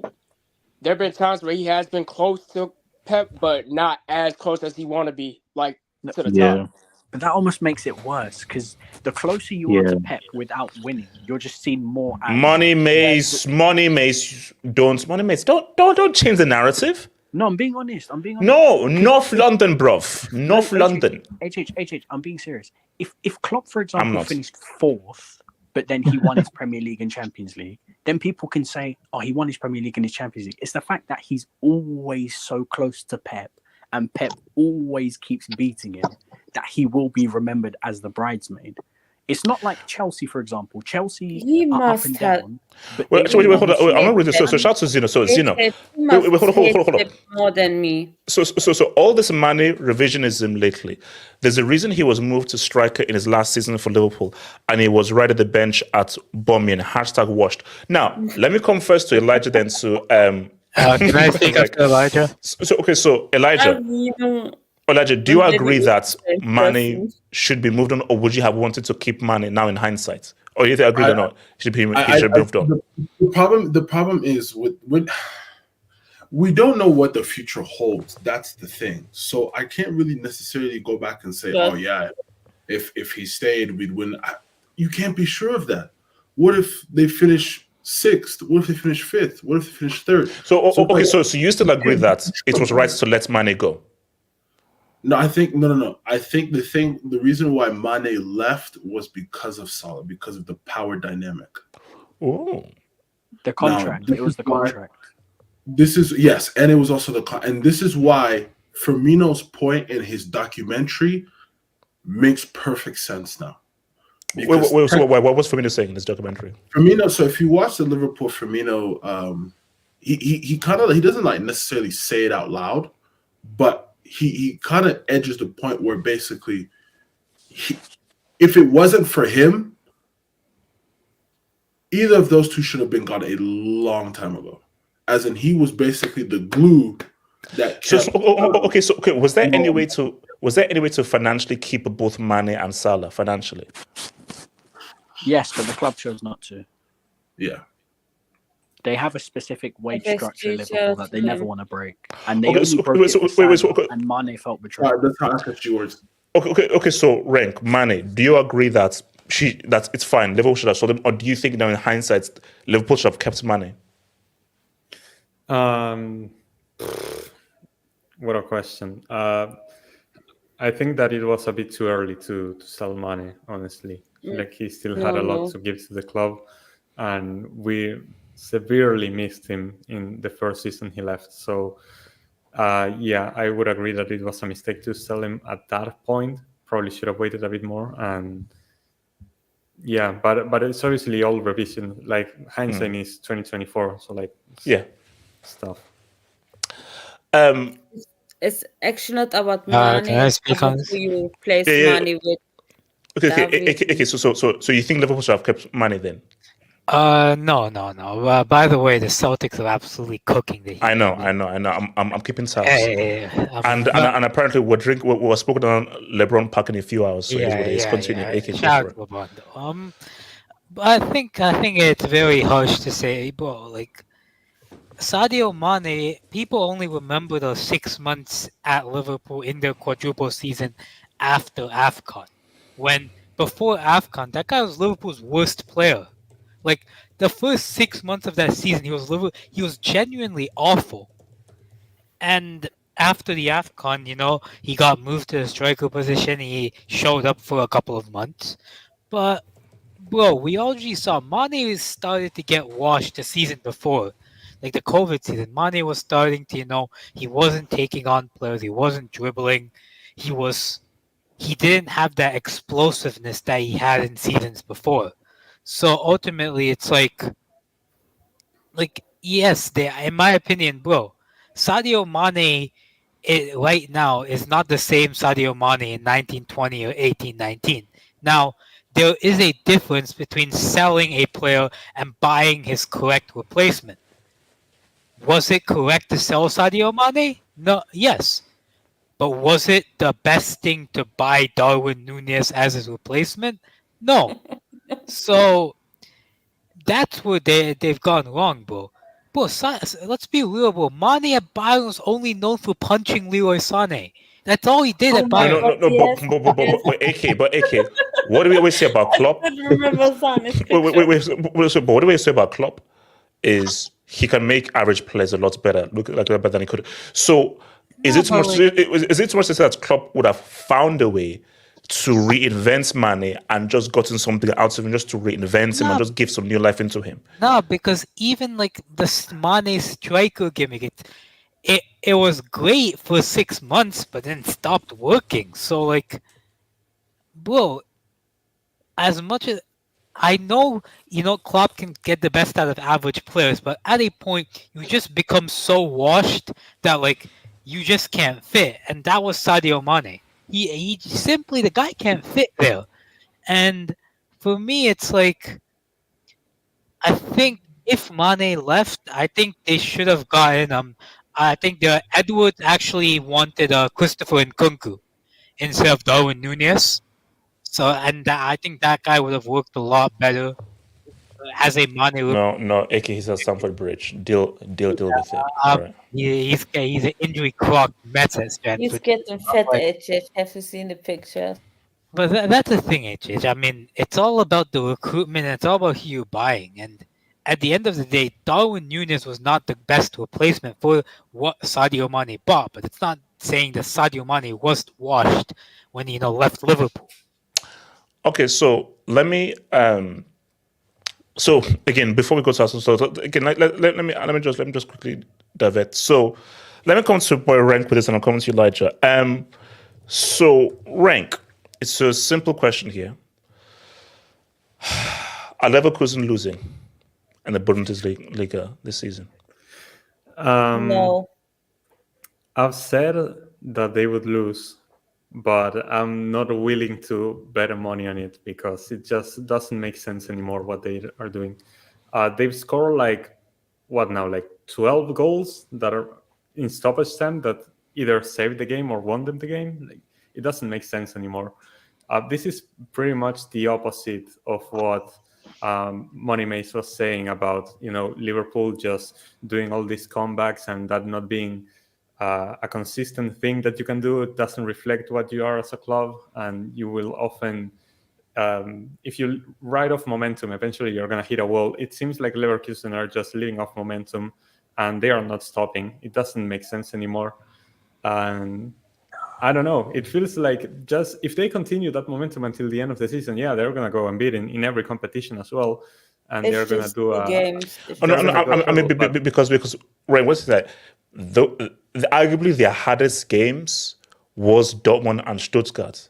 Yes. Those are arguably their hardest games. So now that they're done, it's like, put it this way, it would be horrible for them to mess it up now, because you've pretty much gone through your hardest games, which was Dortmund. And also, ironically, those two games, it took them into it took them deep into injury time to get those results there. Yes. But my thing though is this though. So I asked this question before, and I'm gonna keep repeating this until they do it. Let's just stick. Okay, no. I'm gonna ask it to overall. If they go unbeaten fully, so unbeaten in Bundesliga, unbeaten in the Europa League and DFB Pokal, where would you rank their season overall? I'm telling you, that's the best season any team could have. You know that? Is your name rank? Is your name rank? Oh wow, damn. Well, damn. That's a yellow. That's a yellow. Actually, Samasa, that is a yellow. You said that with a bit too much venom. Sorry, that's a yellow for you, Samasa. You know it's me. Okay. Rank. So where would you rank it? Where It's okay, Samasa. He annoys everyone. Hashtag me too. Like, rank. We've never heard anything like that in modern time. So like, where else would you rank it? If you want to compare it to any successful team that you've seen over the last few years, we would say, okay, but they lost. Leverkusen didn't lose. So like, if you want to go there, rank. You see, and thank you. I wish. What's it called? Ray Ricardo was here. So because we had this debate because Ray Ricardo said that the Pep's first season with Barcelona, the sextuple, and I was like, I said, amazing season, one of the best ever seasons, and incredible for a debut season. But you lost, and you had an incredible you had an incredible team. Of course, Pep was a large part of that. You had Messi, you had Iniesta, you had Etso, you had guys who were arguably some of the all-time players in their position. So now you're putting this on Pep. So are we ranking the team or the achievement? So no, I'm saying that. So where would the whole thing? Where would the achievements rank in terms of the achievement is top. The team, I still think that Pep's Barca is the best team. Sorry. No. Achievement is top. It's the top achievement. What they've done in the league, they've done it after being dominated by Bayern for so many years. It's the top achievement. There's no question about it. It's the top achievement if they go unbeaten the whole season. Can I speak after rank? No. Samasi's gonna make excuses. Samasi, I'll bring you back in when you've calmed down. 87. 87. You know, like emotion tax. 87. Where would you rank this achievements for Leverkusen if they go unbeaten? Because I'm with rank. I believe that it will be the pound for pound, given context, it will be the best ever season by a club, given context. Yeah. I would now. I think in terms of underdogs, I think it's definitely be the best because no. 87, no. I don't want to do that. Purely in a vacuum. Let's say purely in a vacuum. Would it be the best ever season? Because see, 87, here's my thing. The best season in a vacuum is you win your league, you win the domestic cup, and you win the Champions League, and you go unbeaten. That is statistically the best ever season you can have. But no one's ever done that. Yeah, the closest thing, given what the team is Leverkusen. Because see, 87, when you use the word underdog, you're sort of demeaning their achievements. Well, as underdogs, no. But if you say, okay, no, based on the talent of this team, because we know that these guys, as Rank said, they can't compete with Champions League teams. They just can't because they don't have the personal or the resources. But based on their resources and what they've achieved, it's the best achievement of any team given a season. Oh, yeah, like for sure. Like I think when you put context in consideration, because of all those teams that won the treble, I think their team man-to-man is much better than this team. Like, when you look at the team wise, so it makes it more impressive. Now I did see earlier today that I think there was this account that stated that because Leverkusen dropped points today, they won't be able to match what Bayern Munich did their best season. I think they finished with 91 points. They won't be able to reach 91 points. They'll finish at best 90. So, I mean, for me, actually, I want to ask you guys this question. I mean, for me, I still think it's better than. Is it still better than? I think it's still better because they went undefeated. If they, let's say, go undefeated this season. Edison, I've always said, Edison, what's a bigger flex? I got crazy number of points, or you never beat. Well, It's like the question. It's like which season better, the Arsenal's Invincibles or Pep getting 100 points? Invincibles. That's essentially what most people. See, for me, most will say, because that's a great question. Most will say 100 points, and fine. Me personally, I'm sorry, you never beat me. you never beat me. So I never lost. Can I speak? Leverkusen's not the only undefeated team, though. Oh no, true. In the Bundesliga, I don't think there's been another Bundesliga. No team has ever gone undefeated I'm in the talking Bundesliga. about the world. Oh no, because Al Hilal in the Saudi Pro League undefeated. Undefeated. Wait, they lost. They lost in the Asian Champions League. AK, check your facts. AK, check your facts before please. Invincible in the league. Invincible in the league. Drop the break. Okay. So Los Blancos, where would you rank this for Liverpool if they're going to beat it? And do you think they'll go unbeaten?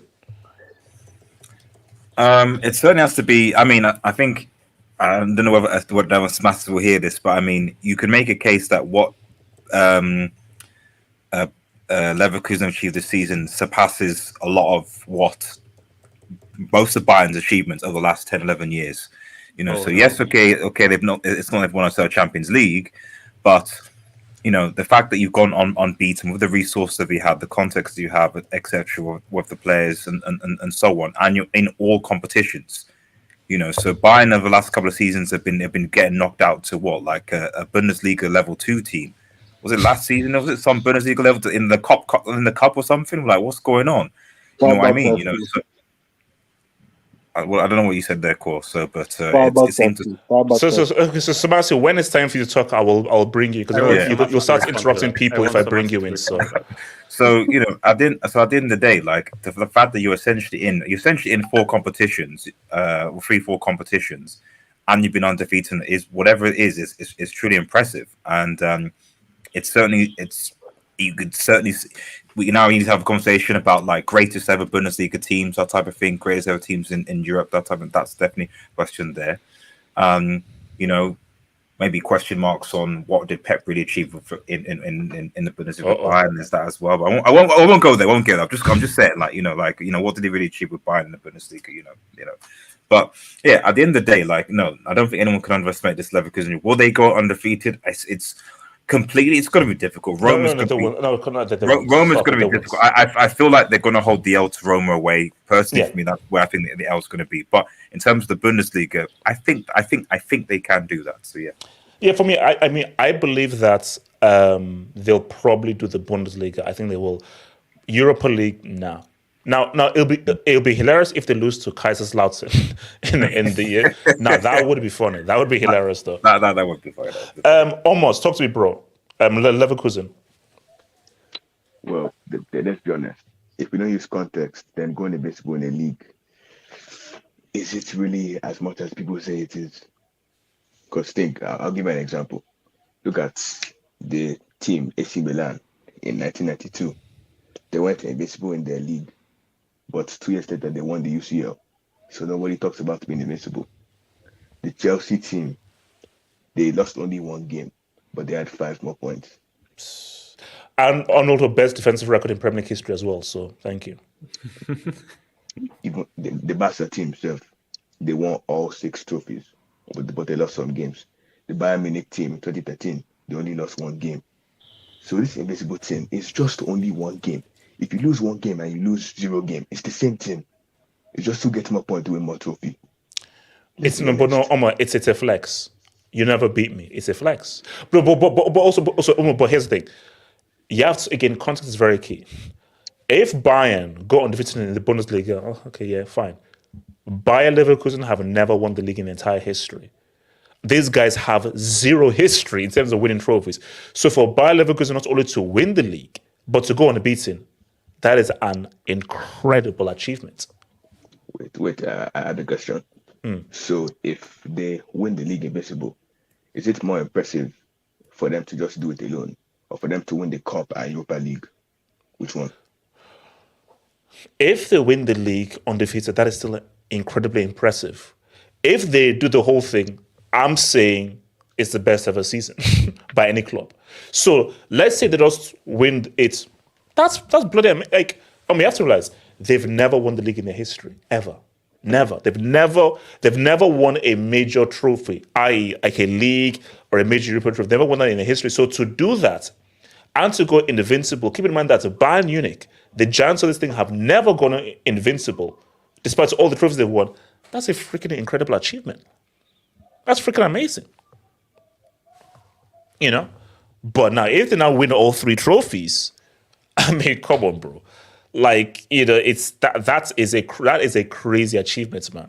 It's a crazy achievement because managing is what can you do with what you have. And remember, Javi Alonso, this guy is a rookie. This guy is arguably this is like his first full season. So you have to give this guy the Dubinsky. Okay, then, all right, Samasi. Okay, have your say then, Samasi. You know, I don't know actually. So there's a big tax on this invincible season, whatever.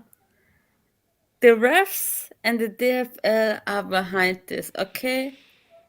Don't put court. Don't. Nah, that's hate. You are blaming Wait, hold on, wait, Cole. What's that on your shirt? What is that G? What's the G stand for? It's Ghana. It's Ghana. What? The church that I go to. Okay, all right. Samasi. Let's. Do you know how many they're on 6? They're going on 6 draws. If they draw the last 2 games, it's going to be 8 draws on 34 games. That's a lot of draws. Okay. Did they lose? Did they lose? They beat Bayern in total. Samasi, did they lose? Can I talk? Did they lose? Did they dunk on you 2-0 while Ken was playing? Did they dunk on you? You're not. It was actually 3-0. It was actually 3-0. Oh, sorry, 3-0. Did you beat them this season? Samasi, did you beat them this season? We could have beaten them if not for. Could have, would have, should have, but you didn't. They're getting pens. The refs are on their side. They're getting extra time who's 7-8 minutes long. Like that's never happened. For everybody watching the chat, watching this video, you're seeing entitlement in full action. Yeah, this is entitlement tax. This is white woman. White woman. Yeah, I'm spoiled. I know I'm spoiled. I'm spoiled. Let's be honest. So actually no. Samasi, no. Sorry, no. We're not here to hear you moan and be sports and everything. We're here for you to give footballing opinions. Yeah, so unless you're going to give footballing, Samasi, I'm not wasting time hearing you whinge and hate. Can I say something? I don't think it's incredible to go invincible if you. First of all, they didn't have the biggest point tally. That's us. They're gonna 8. Samasi, did Bayern ever go invincible ever in a league? Did they ever go invincible? Okay. I do not care if they go. If Leverkusen lose, Samasi, you're not invited to that Hangout. When Leverkusen lose, you're not. I will be unbearable. Can I say something? Sorry, zombies. What are you saying, zombies? And first of all, Xavi Alonso, they're riding their luck. They're lucky. They're not playing good and get away with murder. That's it. On the That's a sign of a good team. No, it's not a sign. That's 6 months playing like that. They have a few good games and they're crap and then they get last minute decisions for them. Und they're besser Handball and Stuttgart get robbed and you making fun of Stuttgart and all the other teams just to make fun of Bayern. They're relegation sides. Samasi, okay, thank you, Samasi, thank you, Samasi. Just focus on Tuesday. Samasi, thank you. Focus on Tuesday.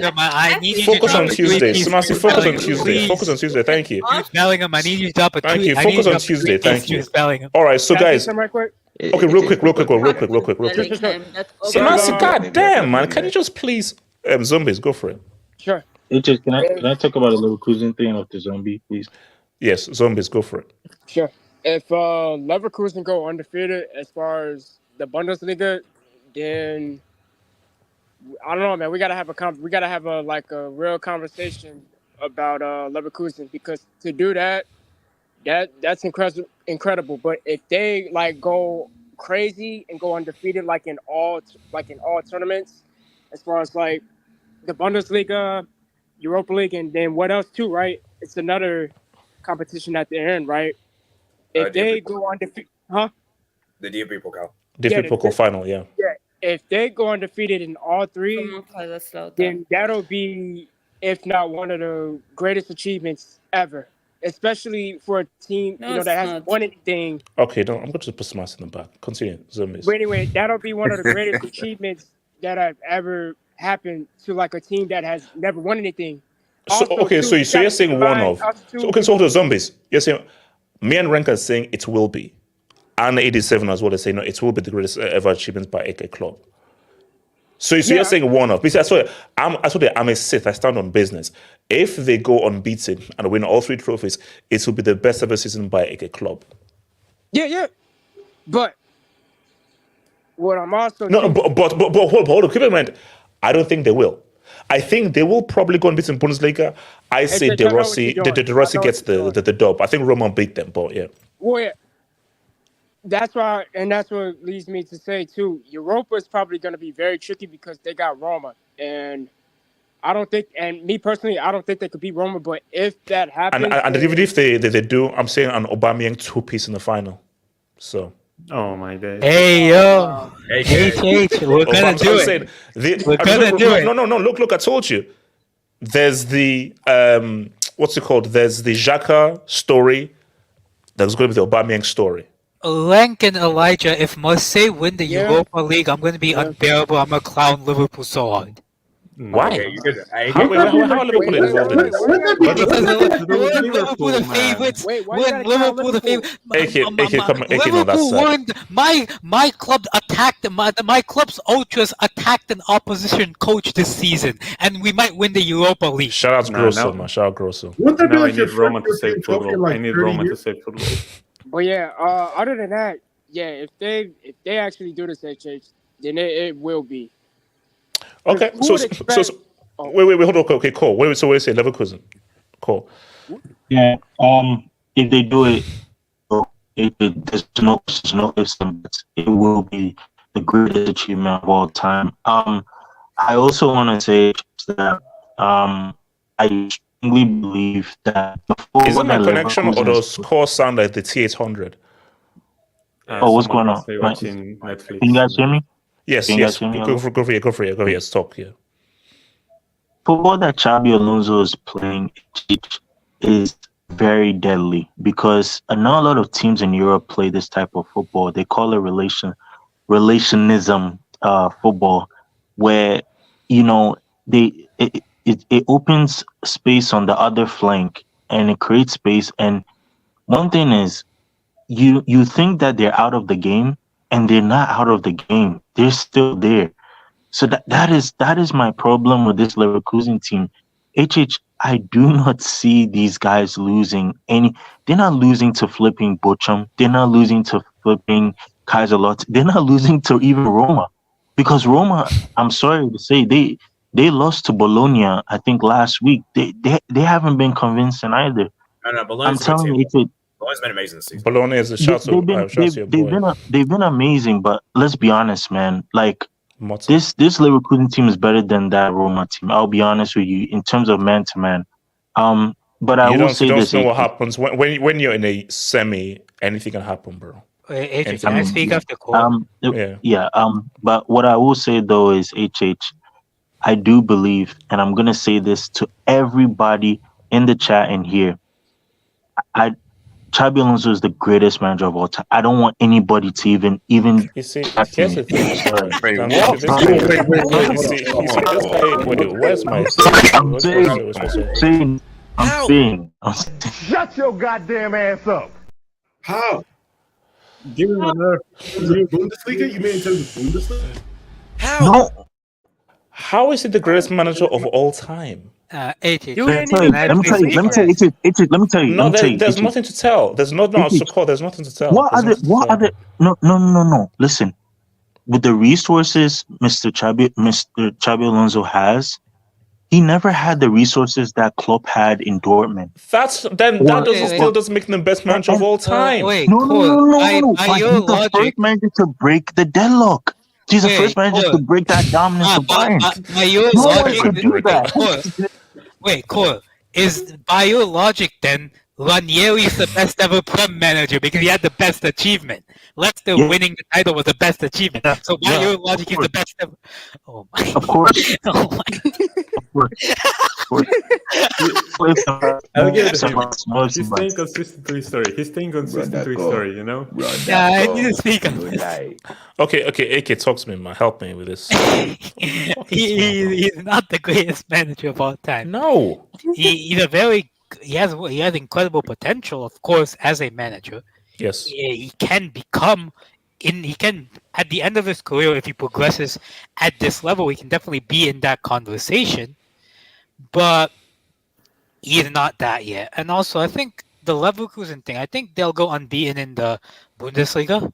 I don't see Eintracht being a threat. I don't see Bochum or Augsburg, doing anything to them. So I think they'll win or draw all those games. They'll go invincible in the Bundesliga. In the Europa League is where... Can you highlight DM's comment? No, I can't do that. I'm sorry. Continue. Yeah, so I think in the Europa League, I think here's the thing, bro. They were getting outplayed by Karabakh. Does anybody know what Karabakh is? It's from Azerbaijan. It's a bag that you can carry stuff in. Shout out to carry a bag. I watched that second leg against West Ham. Bro, West Ham were dominating them that first half. That first half, West Ham were on them. West Ham should have scored 3 goals that first half. They only scored 1. I don't think the Europa League is that cut and dry. I can see any of the 3 remaining teams apart from Bayer Leverkusen doing something. I can see Roma doing something to them, especially away at the Olimpico. And in a final in neutral ground, it's 50-50. Anything can happen. So I think they'll remain invincible in the Bundesliga, which itself is a massive achievement. Bayern didn't do that, and Bayern have never been able to do that. They're the first team to do that. We will one day. But I think the Europa League is where there might be a potential slipping block. But if they win everything unbeaten, and they beat if Real Madrid win the UCL and they beat Real Madrid in the Super Cup. No, okay, stop, come on, AK, relax. That's too much, relax, come on. No, let's just, come on, no. That's like the final boss of the final boss of the final boss of the final boss. Come on, bro. If they do that, then we have to all lay down the weapons. AK, no, if they do that, then you know what's core is right. Yeah, cool. Look, if they go unbeaten and they beat Real in the Super Cup, then yeah, he's the Christmas one. Then we have to apologize to Cole. So shout out to Kamal, who said, "I'm convinced Leverkusen have been using Juju 1,000%." So okay, let me. Okay, so good. So do you think? so do you think Leverkusen have actually been cheating or been using like white magic, or do you think that's It's just give them the double. They think, okay. Do you think that the Bundesliga is trying to, let's just give it? But here's the thing: aren't the Bundesliga, don't they work for Bayern? I swear the Bundesliga work for Bayern. Okay, but we're talking a lot about the Bundesliga the headquarters because Leverkusen won it, right? The headquarters is in Dortmund. Oh, shush! Wait, Renk, what are you saying? We're talking a lot about the Bundesliga because Leverkusen won it, right? If Bayern would have won it, nobody would have talked about it. This is true. Oh, no, this is true. Like, the reason why, as I said again, the best thing to happen to the Bundesliga is Leverkusen winning this league title, 100%. Because for a long time, we clowned this bum-ass league because it was a bum-ass league because one team was fully farming it. I mean, 11 in a row is disgusting. 11 in a row is absolutely filthy and disgusting. And I think, and Samasi, I hope you're hearing this. Samasi, it is pathetic of you not to give Leverkusen their flowers. Like, do you know how messed up you have to be? You've seen your team win 11 times in a row, and you can't for one season be like, you know what? I tip my hat off to you. Well done. That's what basically you're spoiled. Samasi, you're spoiled. And you can't respond. You're spoiled. You can't respond. Yeah. I was gonna say, I think the reason why, and I could be wrong, but the reason why a lot of Bayern fans, and it's going for Samasi too, no disrespect, but maybe they're used to winning the league all the time because they have that, they have that hunger. Like when you win it once, You want to win it again. When you win it again, you win it another game. And then and my thing of it is too is like the fact. Well, yeah, that. But at the end of the day, you gotta give credit where credit is due. They won a league, you know, and then it's like too. You had the chance to beat them twice, but they ended up, you know, Leverkusen ended up beating you once, and then you ended up drawing. So it's like my thing of it is, at the end of the day, you pretty much have to show respect to a team that's came so far and that's actually won the league for the first time, and to like literally dethrone you guys. Yeah, that's true. Okay, so guys, quick then and we're away. So all I want from me. Something about Leverkusen. Oh, yeah, sure, go for it. Listen, go for it. Remember how you said they haven't won any major trophies? Well, I actually saw this like a few weeks ago. They actually did win the European Cup. It was like that's like the old, I think it's like the old version of the Europa League. So they haven't won that before. 87. Was this before World War One or after World War One?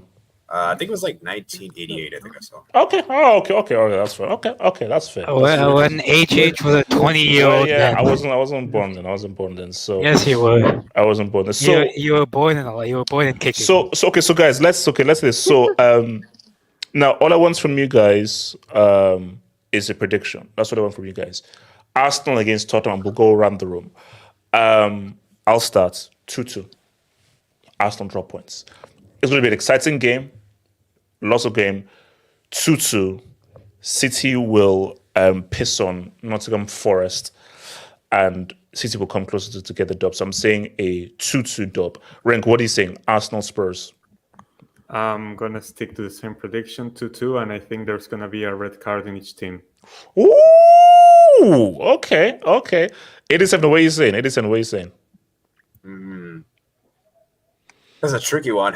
I think I'm gonna say 1-1 draw. No one has said an Arsenal victory yet. Interesting. Zombies, what are you saying? Arsenal Tottenham. 2-2, and it's gonna be a couple of yellows, 1 or 2 red cards, and then a couple penalties. Wow. Okay. So you said 2-2. Yeah, 2-2. Wow. AK, what do you say? Do we know Arsenal, man? Do we know Arsenal, bro? No. Hold on. Okay. AK, is this a reverse jinx? No. Spurs are trash, man. What is this? Bro, Spurs are genuinely garbage. AK, local derby tax. No. Basically, two pieces of tax. Local derby tax, pressure tax. Those are my 2 tax. First of all, pressure tax doesn't matter because we know what Spurs are. And they have a top 4 race, so they're gonna bottle that. So Spurs are absolutely garbage. And also, like, didn't they get pieced up by Newcastle the last time they played? Well, Spurs are at home. They did. Not pieced up, man. They're highline merchants, man. Okay, fine. Okay, stick to it. So 3-0. Okay, stick to it. Too. Los Blancos, what are you saying? Arsenal Spurs. It's away at Spurs, isn't it? Yeah, Tottenham Stadium. Yeah. Yeah, I don't know. Part of me thinks that this might end up in a draw, actually. So I'm going to go for 5-2-2. You see, Barry's on it, though. Like, AK, I don't think you understand. See, this is perfect. United were garbage in that game. And they were garbage leading up to that game. But derbies completely don't give a damn about form. No, but like even then, like United tied that game because Liverpool are clinical. Arsenal are clinical. No, but AK, still though, I still feel that whole derby thing may have even played into Liverpool's mindset of like, it's United. So there's an extra, maybe that may have affected their finishing. Now look, AK, you could be right. You see, AK, on paper, you could be right. Of course, Arsenal should beat Tottenham. Arsenal, the way Arsenal are playing, Arsenal should destroy them. But I just am at prime local derby tax. Look, if Arsenal win, who's going to be surprised? I'm not going to be surprised. I see. Just a question: are Arsenal and Chelsea rivals? Omo, prediction: Arsenal Spurs. Omo. I think the game will be about to end 2-1. Tottenham will then score in the last minute to make it 2-2. Oh wow! And then Saka will limp off the pitch again. Wait, hold on. Why would he limp off the pitch at the end of the game? That's harsh. That's best of. Sebastian, talk to me. Prediction. I think Arsenal is gonna bottle it again. 3-1 Spurs. I don't trust that team. Stop. I I mean, don't come trust on. that team. HH, Arsenal. Okay. Smasi, Arsenal are not losing. Stop it. They're not losing. Stop it.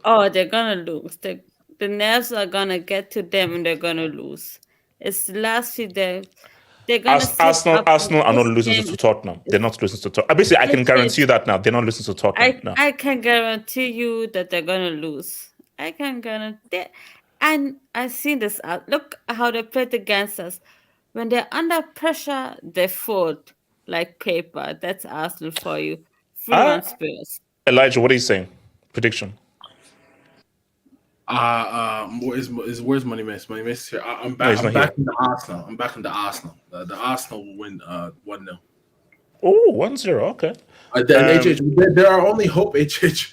They're the only hope. Wait. Hold up, Elijah. You still believe Arsenal can win the league? They're the only hope we have. HH. I don't know. No. Elijah. You're not Yoda, and I'm not Luke Skywalker. This is reality here. Let's talk real. We're not okay. I'm not on the hero's journey to try to slay Darth Vader or Sauron. Let's be real. Do you really believe Arsenal can win the league? HH, we can't live in a world in which Elijah, you and Rank should know this better than anyone. You've been to this dance before. We know how the story ends. Spoiler alert. Let me finish. We can't live in a world where Manchester City Football Club, okay, 115 charges. Yep. Yeah, go for it. Yes. 160 has won the English football title 4 years in a row, which i.e. makes Wenger a relic, makes Mourinho a relic, Fergie a bomb, Sir Alex Ferguson. No. It doesn't make Ferguson a relic. You're a Real Madrid. Wait. What do you care? You're a Madrid fan. That's actually quite funny. Why should a Real Madrid fan care about how Fergie is perceived? Yeah. You know what's so funny? Every time we try to insult United, Los Blancos somehow against the fence. You wanna why?